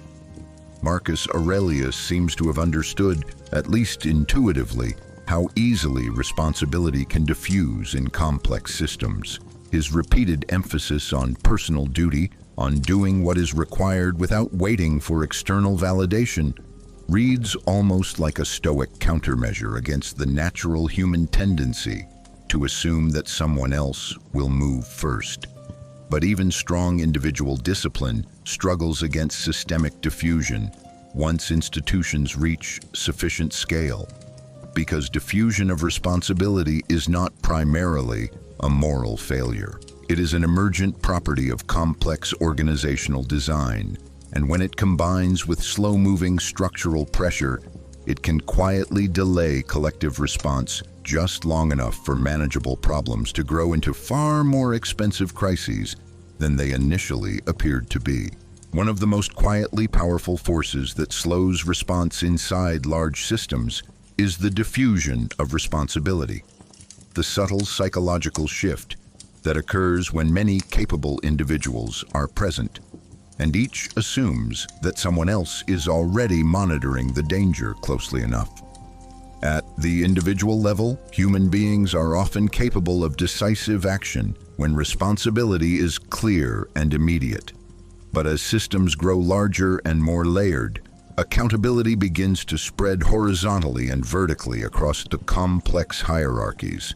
And with that spread comes a measurable drop in urgency. The mechanism is deeply human. When a threat appears ambiguous rather than immediate, the mind instinctively scans the environment for cues about who is expected to act. If multiple authorities exist, military, administrative, financial, political, the perceived burden on any single actor decreases. Concern becomes shared, and shared concern, paradoxically, often weakens early response. History offers repeated examples of this pattern inside mature bureaucratic systems. In the later Roman Empire, frontier pressure reports moved through multiple layers of command before triggering large-scale mobilization. In the late French monarchy, fiscal warnings circulated through advisory networks for years, while decisive structural reform remained politically delayed. In the Soviet system, economic inefficiencies were widely documented across planning bodies long before they translated into rapid systemic adjustment. In each case, information was present, awareness existed, but the distribution of responsibility across complex institutional networks created a form of psychological buffering. Each actor, operating rationally within their defined role, saw part of the picture, but not always enough personal urgency to trigger disruptive action early. What makes diffusion of responsibility especially dangerous in large civilizations is its interaction with normalcy bias and institutional confidence. When the system still appears broadly functional, the perceived cost of immediate intervention feels high, while the perceived cost of waiting feels low. And waiting, in bureaucratic environments, is often the path of least resistance. There is also a reputational dimension that reinforces delay. Early alarm carries risk. Acting too aggressively in response to a threat that later proves manageable can damage careers and political standing. Acting cautiously and being proven right later, by contrast, is often institutionally safer. Over time, this creates subtle but powerful incentives toward incrementalism rather than preemptive structural change. Marcus Aurelius seems to have understood, at least intuitively, how easily responsibility can diffuse in complex systems. His repeated emphasis on personal duty, on doing what is required without waiting for external validation, reads almost like a stoic countermeasure against the natural human tendency to assume that someone else will move first. But even strong individual discipline struggles against systemic diffusion once institutions reach sufficient scale, because diffusion of responsibility is not primarily a moral failure. It is an emergent property of complex organizational design, and when it combines with slow-moving structural pressure, it can quietly delay collective response just long enough for manageable problems to grow into far more expensive crises than they initially appeared to be. By the later centuries of the Roman Republic and into the imperial transition, one of the most revealing patterns inside the political system was not the absence of intelligence within the Senate, but the growing difficulty of converting awareness into timely, coordinated action. The Roman Senate remained, in many respects, one of the most experienced governing bodies of the ancient world. Its members were highly educated in law, military affairs, and statecraft. They debated extensively. They received reports from across the Mediterranean. Information, for the most part, was not the missing ingredient. What increasingly emerged instead was a form of institutional passivity, a slow, procedural hesitation that became more visible as the scale and complexity of Roman challenges expanded. Part of this dynamic was structural. The Senate was designed as a deliberative body, optimized for consensus building among elite factions. In earlier phases of Roman expansion, this model often worked remarkably well. Threats were more localized, decision windows were wider. The Republic's political culture rewarded negotiation, coalition formation, and incremental adjustment. But as Rome's territorial reach expanded and the speed of external events increased, the same deliberative structure began to show strain. Urgent military and fiscal challenges sometimes required faster, more unified responses than the senatorial process was naturally built to produce. At the same time, internal political competition among elite families complicated the formation of decisive consensus. Senators were not only evaluating external threats, they were also calculating domestic political positioning, reputational risk, and factional advantage. This created subtle friction inside the decision-making environment. Even when many members recognized that conditions were shifting, whether along volatile frontiers or inside the Republic's increasingly strained political order, the path from recognition to unified action often proved slower than the evolving environment ideally allowed. Another reinforcing factor was the long memory of Roman resilience. For centuries, the Republic had absorbed serious shocks and recovered. This historical experience shaped expectations inside the Senate. Many disturbances still fell within the category of problems Rome had managed before. As long as the system continued to function visibly, armies still mobilizing, taxes still collected, provincial governance still operating, the psychological pressure for radical institutional change remained relatively contained. This is the phase in which institutional passivity becomes most dangerous, not because leaders see nothing, but because the cost of decisive action appears in the moment, higher than the cost of continued managed delay. Marcus Aurelius ruled centuries after the Republic's transformation into empire, but the broader Roman political culture he inherited still carried elements of this deeply deliberative tradition. His own writings suggest an acute awareness of how easily human institutions drift toward procedural comfort when immediate catastrophe is not yet visible. The Senate did not fail Rome through simple negligence. Its hesitation emerged from the very structural features that had once made Roman governance durable: deliberation, consensus building, and political caution. But history repeatedly shows that when external pressures begin to accelerate, systems optimized for stability can struggle to maintain response speed. And in complex political environments, even small delays, when repeated across years and decades, can quietly narrow the window in which relatively low-cost corrective action remains possible.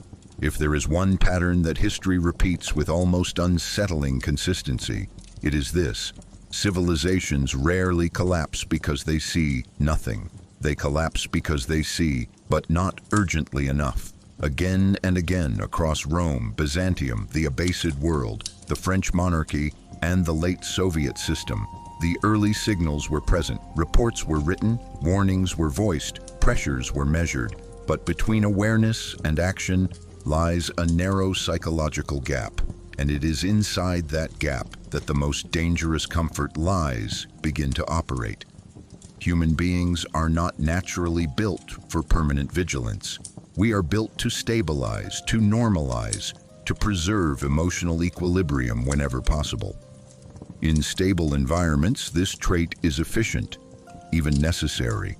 But in slowly changing systems, the same mental habit can quietly delay adaptation just long enough for manageable problems to accumulate into structural strain. What makes this pattern so persistent is that it rarely feels irrational from the inside. Each decision to wait has its logic. Each delay has its justification. The system still functions. The markets still move. The institutions still operate. And so the emotional pressure to act decisively remains just below the threshold of urgency, until sometimes very suddenly it doesn't. Marcus Aurelius seemed to sense this human vulnerability more clearly than most rulers of his time. His private reflections return again and again to the same quiet warning. Do not assume stability will last simply because it has lasted so far. Do not confuse present calm with structural security. Do not let comfort rewrite your perception of risk. He understood something that many complex systems only recognize late. The most dangerous moment is not when crisis is obvious. It is when the structure still looks strong enough to delay uncomfortable change. Because by the time pressure becomes emotionally undeniable, the cost of adaptation is almost always higher than it would have been earlier. The window does not usually slam shut all at once. It narrows gradually, then quickly, then all at once. And perhaps that is why the study of these historical patterns still matters. Not because history repeats mechanically, it does not, but because the human cognitive architecture operating inside complex systems has changed far less than our technologies, borders, or institutions. The same comfort narratives still appear. The same delays still feel reasonable in the moment. The same quiet assumption that there is still time continues to echo across centuries. If this exploration has done anything, it is to illuminate that thin and often invisible space between knowing and acting. Because in the end, the most consequential turning points in history rarely announce themselves with dramatic certainty. They emerge quietly, inside systems that still appear functional, inside societies that still feel stable, inside moments when most people believe the margin for adjustment is still comfortably wide. And if you want to continue exploring the hidden psychological patterns behind empires, power, and human behavior, consider subscribing to The Enigmatic Veil, because history is not only the story of what collapsed. Sometimes it is the story of how long people believed nothing would. Every empire in history was built on obedience. Armies marched because soldiers followed orders. Bureaucracies functioned because officials respected hierarchy. Laws carried weight because citizens, most of the time, chose compliance over resistance. Without obedience, large human systems simply do not hold together. For most of recorded history, discipline was not seen as dangerous. It was seen as necessary, even virtuous. The Roman legionary who held formation under pressure was praised. The imperial official who carried out policy without hesitation was promoted. The citizen who respected the established order was considered a stabilizing force inside an otherwise unpredictable world. And for long stretches of time, this logic worked remarkably well. Obedience created coordination. Coordination created scale. And scale allowed empires to expand further than any collection of purely independent actors ever could. But buried inside this success was a quieter and far more complicated question, one that rarely becomes visible until systems grow very large and very confident in their own stability. Because the same psychological mechanism that builds order can, under certain conditions, begin to erode the system it once helped sustain. History shows that obedience becomes most dangerous not when it is weak, but when it becomes automatic. When following instructions no longer requires reflection. When hierarchy begins to override judgment. When individuals inside the system gradually stop asking whether the command structure itself is still aligned with reality. This transition does not happen suddenly. It unfolds slowly, often across generations of institutional success. In early phases of expansion, obedience and survival tend to move in the same direction. The system rewards discipline because the environment still favors coordinated strength. But as complexity increases, as bureaucracies thicken, as political structures harden, as incentives begin to favor procedural loyalty over adaptive thinking, the balance can begin to shift.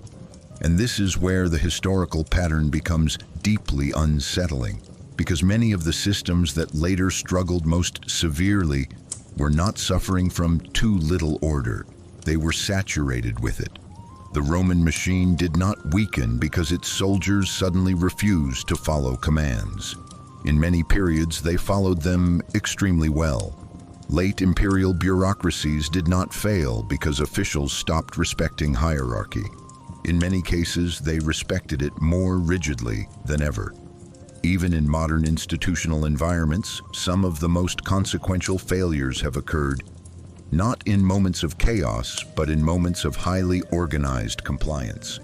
What begins as discipline can, under pressure, drift towards something more passive, a form of behavioral momentum that keeps the machinery moving even when the environment around it is changing faster than the system's internal assumptions.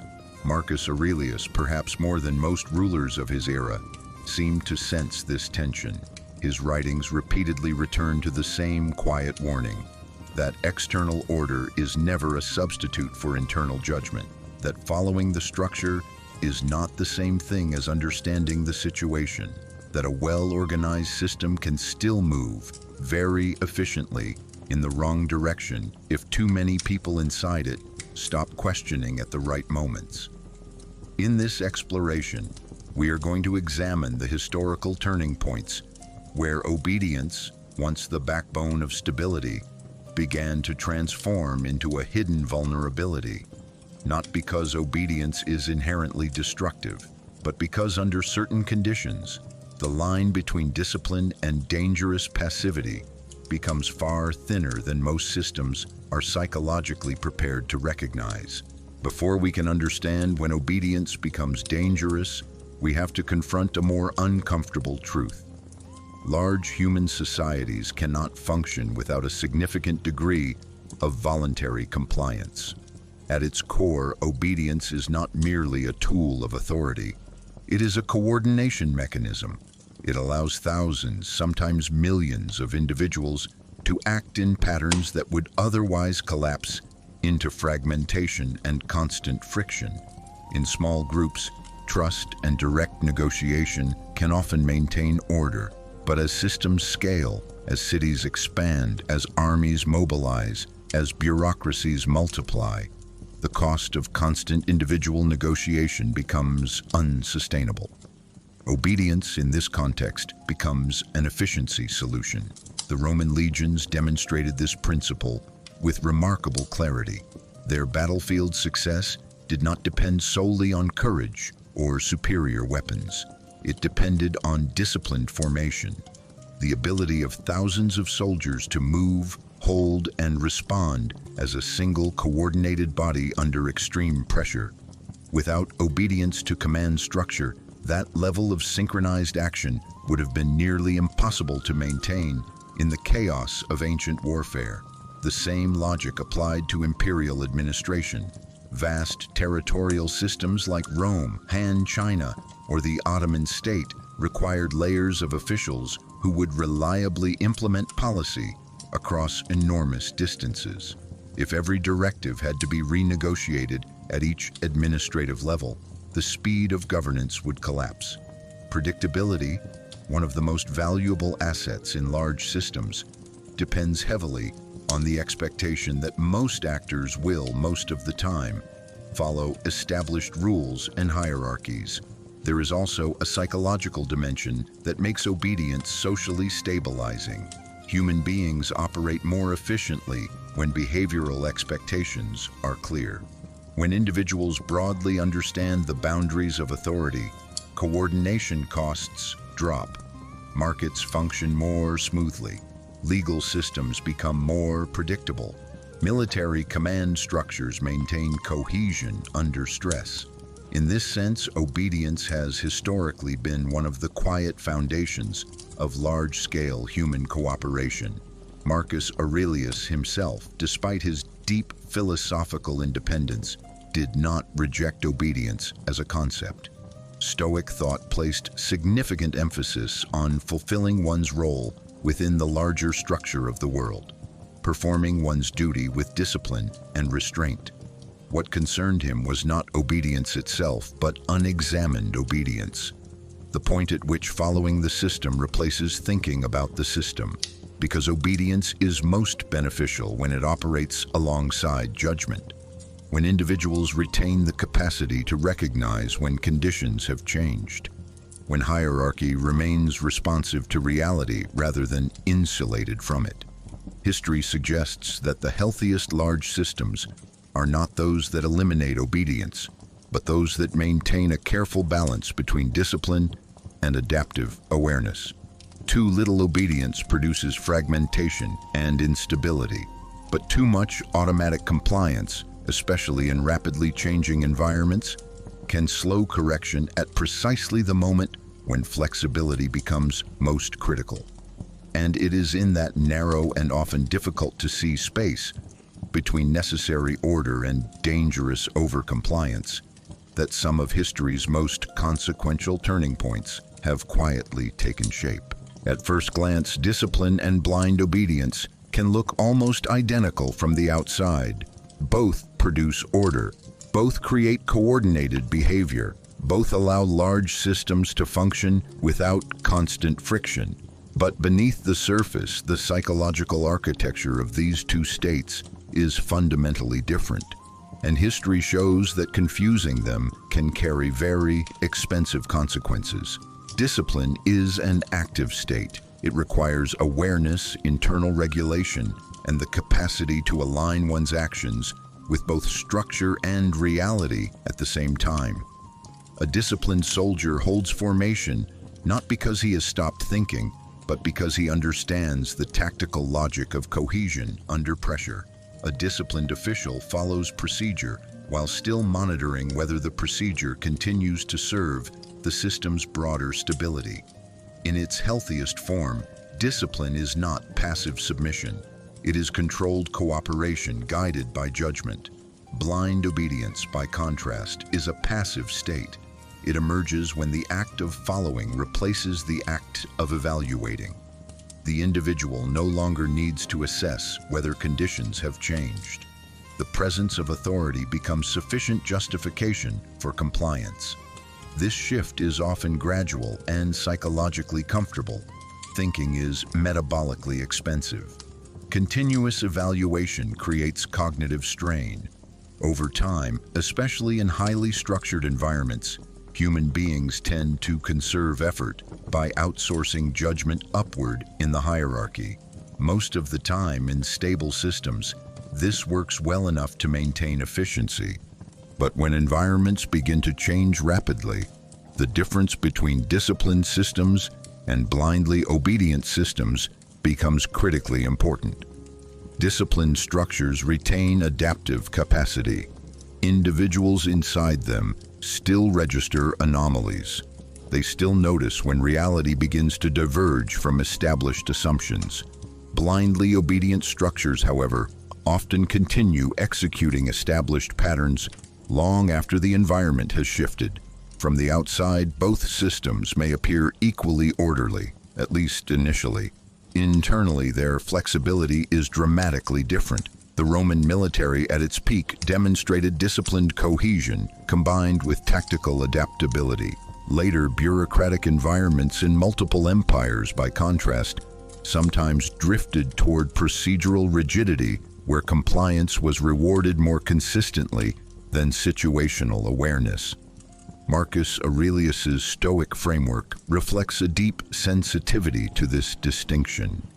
His repeated emphasis on self-governance, on maintaining clarity of judgment, even while fulfilling one's role within the larger order, suggests that he understood obedience without awareness carries long-term risk.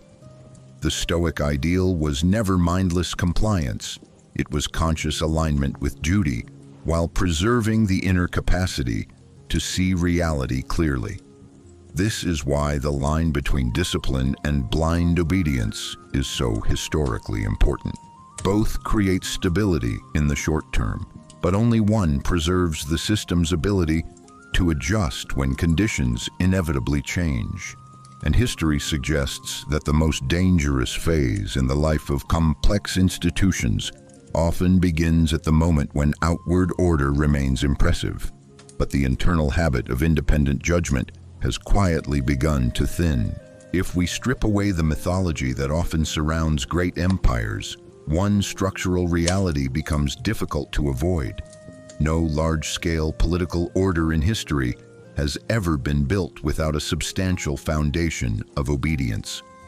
Coordination at imperial scale requires predictability. Predictability requires that most individuals, most of the time, follow established commands, laws, and institutional expectations without constant renegotiation. Without this baseline compliance, large systems fragment quickly under their own complexity. The Roman Empire did not expand across 3 continents through individual improvisation alone. Its legions functioned because soldiers held formation under pressure, even when instinct might have pushed them to break. Its administrative networks operated because provincial officials implemented directives issued hundreds or even thousands of miles away. Its legal authority carried weight because the majority of subjects accepted, however reluctantly, the legitimacy of imperial order. The same pattern appears across civilizations. Imperial China relied on layers of scholar officials who executed policy with disciplined regularity. The Ottoman state maintained cohesion across vast territories through highly structured military and bureaucratic obedience. Even modern nation-states depend on millions of routine acts of compliance each day. Tax systems, legal enforcement, military command, civil administration. In this sense, obedience is not merely a political preference. It is a scaling mechanism for human organization. Small groups can function through direct trust and constant negotiation. Large systems cannot. They require a predictable behavioral baseline that allows coordination to occur faster than individual deliberation would permit. Marcus Aurelius, despite his philosophical caution toward unthinking conformity, understood this structural necessity. His Stoic worldview did not reject hierarchy or duty. On the contrary, it emphasized the importance of fulfilling one's role within the larger order of the world. What concerned him, and what history repeatedly warns about, was not obedience itself, but the gradual transformation of necessary discipline into automatic compliance. Because while empires are rarely built without obedience, they can become dangerously rigid when obedience begins to replace adaptive judgment. The strength that once allowed the system to coordinate efficiently can, under changing conditions, begin to slow the very flexibility required for long-term survival. And this is where the historical tension emerges. The same behavioral force that makes large-scale order possible can, if left completely unchecked, quietly narrow the system's capacity to recognize when the environment has begun to change. Few civilizations in history developed a bureaucratic obedience system as sophisticated or as enduring as Imperial China. For centuries, the Chinese state cultivated an administrative culture built on hierarchy, ritual precision, and deep respect for ordered authority. At its best, this structure produced remarkable continuity. Dynasties rose and fell, but the bureaucratic skeleton of governance repeatedly reconstituted itself with impressive resilience. The imperial examination system played a central role in this stability.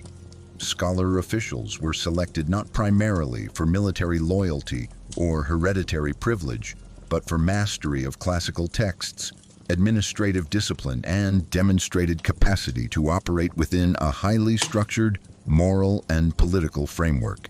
In theory, this created one of the most intellectually sophisticated governing classes in the pre-modern world. and for long periods, it worked extraordinarily well. Imperial China maintained territorial cohesion across vast distances. Tax systems functioned with notable regularity. Administrative communication flowed through carefully maintained channels that allowed the center to project authority deep into the provinces. But embedded inside this success was a quieter long-term trade-off that becomes visible when we examine the system through a psychological lens. Highly refined bureaucratic cultures often reward procedural correctness more consistently than adaptive risk-taking. Over generations, this incentive structure can subtly recalibrate elite behavior. Officials learn, often unconsciously, that career stability depends less on creative deviation and more on precise conformity to established administrative norms. This does not eliminate intelligence within the system. Imperial China produced some of the most sophisticated political thinkers in pre-modern history, but it can gradually shape how that intelligence is expressed under conditions of uncertainty. When environments remain relatively stable, bureaucratic obedience provides enormous advantages. Policy implementation is consistent. Institutional memory remains strong. Large populations can be governed with predictable administrative rhythm. However, when external or internal conditions begin to shift more rapidly, highly formalized systems sometimes encounter a different kind of strain.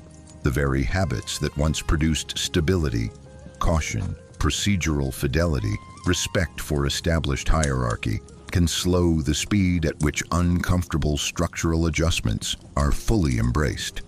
Chinese history offers several moments where reform-minded officials recognized emerging challenges but faced significant resistance from within the existing bureaucratic culture. Not necessarily because individuals lacked awareness, but because the institutional environment had been optimized over centuries to minimize disruptive deviation. Marcus Aurelius, operating in a very different imperial context, nevertheless seems to have sensed a similar human tendency.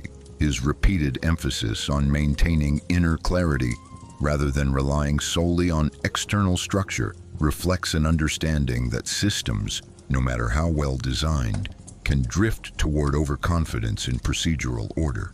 The lesson of Chinese bureaucratic obedience is not that discipline is inherently dangerous. On the contrary, it was one of the key pillars of imperial durability. The lesson is more subtle and more historically recurring. When obedience becomes too tightly coupled with career survival, and when procedural conformity consistently outweighs adaptive initiative, large systems can continue to function impressively on the surface. Even as their responsiveness to changing conditions begins, very gradually, to narrow beneath that outward stability. Discipline becomes dangerous at a very specific moment in the life of complex systems. Not when order is weak, but when order becomes so efficient that it begins to operate faster than the system's ability to question itself. In the early phases of state formation, discipline is overwhelmingly beneficial. It reduces chaos, it synchronizes action, it allows armies to hold under pressure and administrations to function across vast distances. Under these conditions, obedience and survival tend to move in the same direction. The environment rewards coordination, and disciplined systems outperform fragmented ones. But history shows that as systems mature, the strategic environment rarely remains static. External pressures evolve, economic patterns shift, military technologies change, social expectations slowly transform, and it is precisely at this point, when the environment begins to move but the internal culture of obedience remains optimized for stability, that discipline can begin to drift toward danger. The transition is rarely visible in real time. From the inside, the system still appears highly functional. Orders are executed efficiently, procedures are followed precisely, hierarchies remain intact. In fact, the system often looks stronger than ever on the surface. What changes is more subtle: the ratio between compliance and independent judgment. In highly disciplined but still adaptive systems, individuals continue to register anomalies. They notice when conditions diverge from established assumptions. They adjust at the margins even while maintaining overall order. But when institutional incentives begin to reward procedural loyalty more consistently than situational awareness, a quiet shift occurs. People stop asking whether the instruction still fits the environment. They focus instead on whether the instruction is being executed correctly. At that point, discipline has not disappeared. It has hardened. And hardened systems, while extremely stable in familiar conditions, tend to react more slowly when unfamiliar stress begins to accumulate.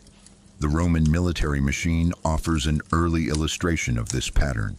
In its most effective phases, legionary discipline was paired with remarkable tactical flexibility.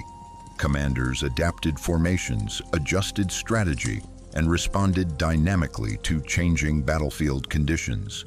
But in later bureaucratic environments across multiple empires, procedural rigidity sometimes began to outpace adaptive thinking. The machinery still moved, often impressively, but its sensitivity to environmental change narrowed. Marcus Aurelius appears to have understood, at least philosophically, how thin this line could become. His repeated emphasis on self-examination and mental vigilance suggests a ruler aware that external order can create internal complacency if left completely unexamined. For the Stoics, true discipline was never meant to eliminate judgment. It was meant to stabilize it. This is the critical threshold history keeps returning to. Discipline becomes dangerous the moment it stops being consciously maintained and begins to run on psychological autopilot. Because once obedience becomes automatic, systems can continue executing established patterns long after the environment that once justified those patterns has quietly begun to change. And from the inside, that moment rarely feels like the beginning of danger. It feels like peak efficiency. Blind orders become historically dangerous not merely because they exist, but because of the environment in which they are issued and obeyed. In highly structured systems, the chain of command is designed to reduce hesitation under pressure. Soldiers are trained to move when instructed. Officials are conditioned to implement policy with procedural precision. In stable environments, this produces extraordinary efficiency, but the same mechanism becomes far more volatile when political incentives begin to distort the command structure itself. The Roman world offers an early and revealing illustration. During the Republic's expansion phase, military obedience largely served strategic coordination. Commanders in the field operated within a political culture that, while competitive, still maintained relatively strong institutional norms. But as the Republic moved toward its later crisis period, the alignment between military obedience and state stability began to shift. Ambitious generals increasingly understood that disciplined troops could be mobilized not only for external defense, but for internal political leverage. The loyalty of legions, once primarily tied to the Roman state, began in certain periods to drift toward individual commanders whose personal authority and reward systems directly shaped the soldiers' incentives. This was not an immediate collapse of discipline. In fact, the Roman legions remained extraordinarily disciplined in their execution.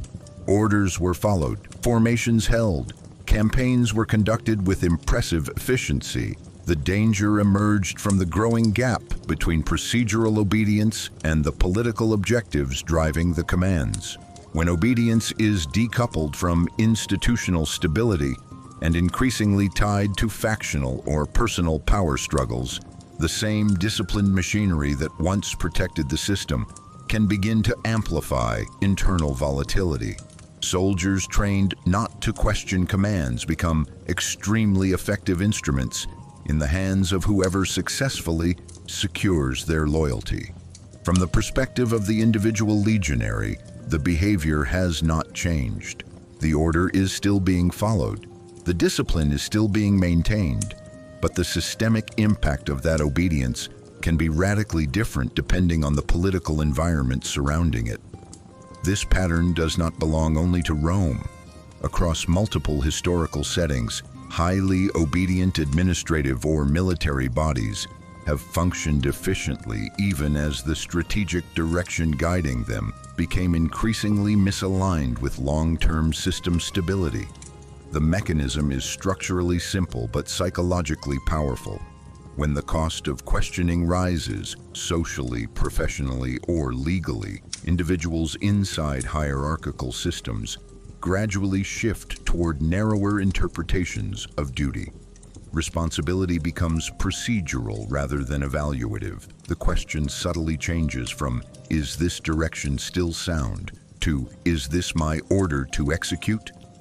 Marcus Aurelius's private reflections suggest a ruler deeply aware of this human vulnerability.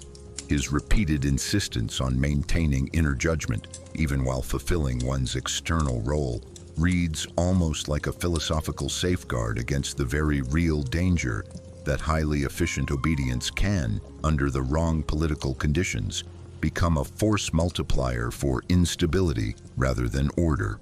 Because history shows that the most dangerous systems are not always those where people refuse to follow commands.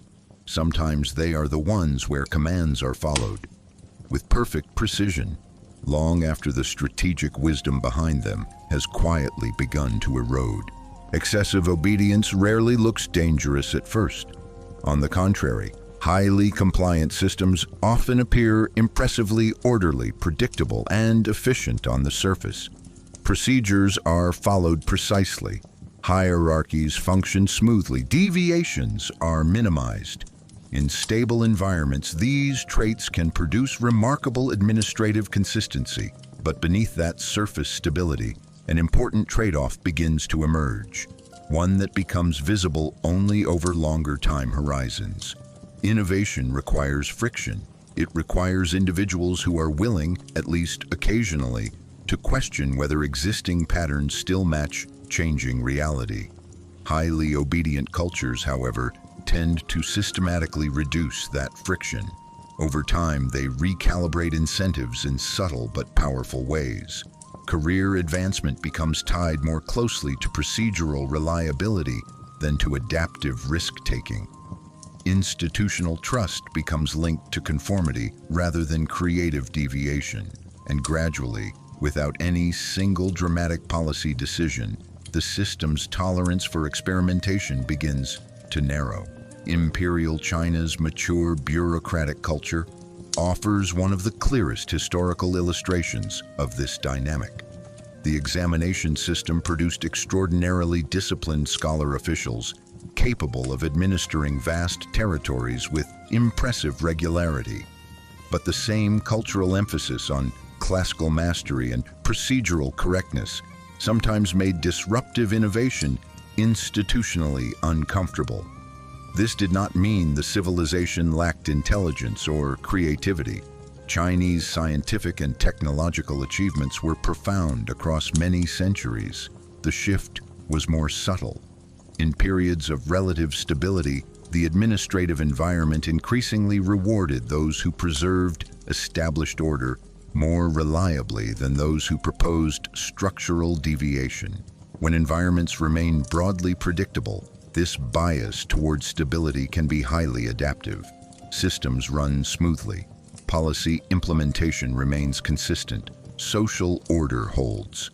But when external conditions begin to evolve more rapidly through technological change, geopolitical competition, or internal demographic pressure, the same stability-optimized culture can encounter growing difficulty adjusting its internal rhythm quickly enough. Excessive obedience does not eliminate innovation outright. What it often does is raise the psychological and institutional cost of being early. Reformers face higher reputational risk. Experimental proposals encounter thicker procedural resistance. Over time, adaptive energy inside the system becomes more cautious, more incremental, and more constrained by the very structures that once provided durability. Marcus Aurelius, though operating in a different imperial tradition, appears to have understood the human tendency toward over-reliance on established patterns. His Stoic emphasis on continuous self-examination reflects an awareness that systems, like individuals, drift toward comfort when left unchallenged. The deeper historical lesson is not that obedience is inherently harmful. Large-scale order depends on a significant degree of disciplined compliance. The danger emerges at the margin, at the point where preserving procedural harmony becomes more consistently rewarded than accurately responding to environmental change. Because when innovation is quietly suffocated by excessive conformity, systems often continue to function convincingly for long periods, right up until the moment when the outside world has moved further ahead than the internal culture of obedience is prepared to acknowledge.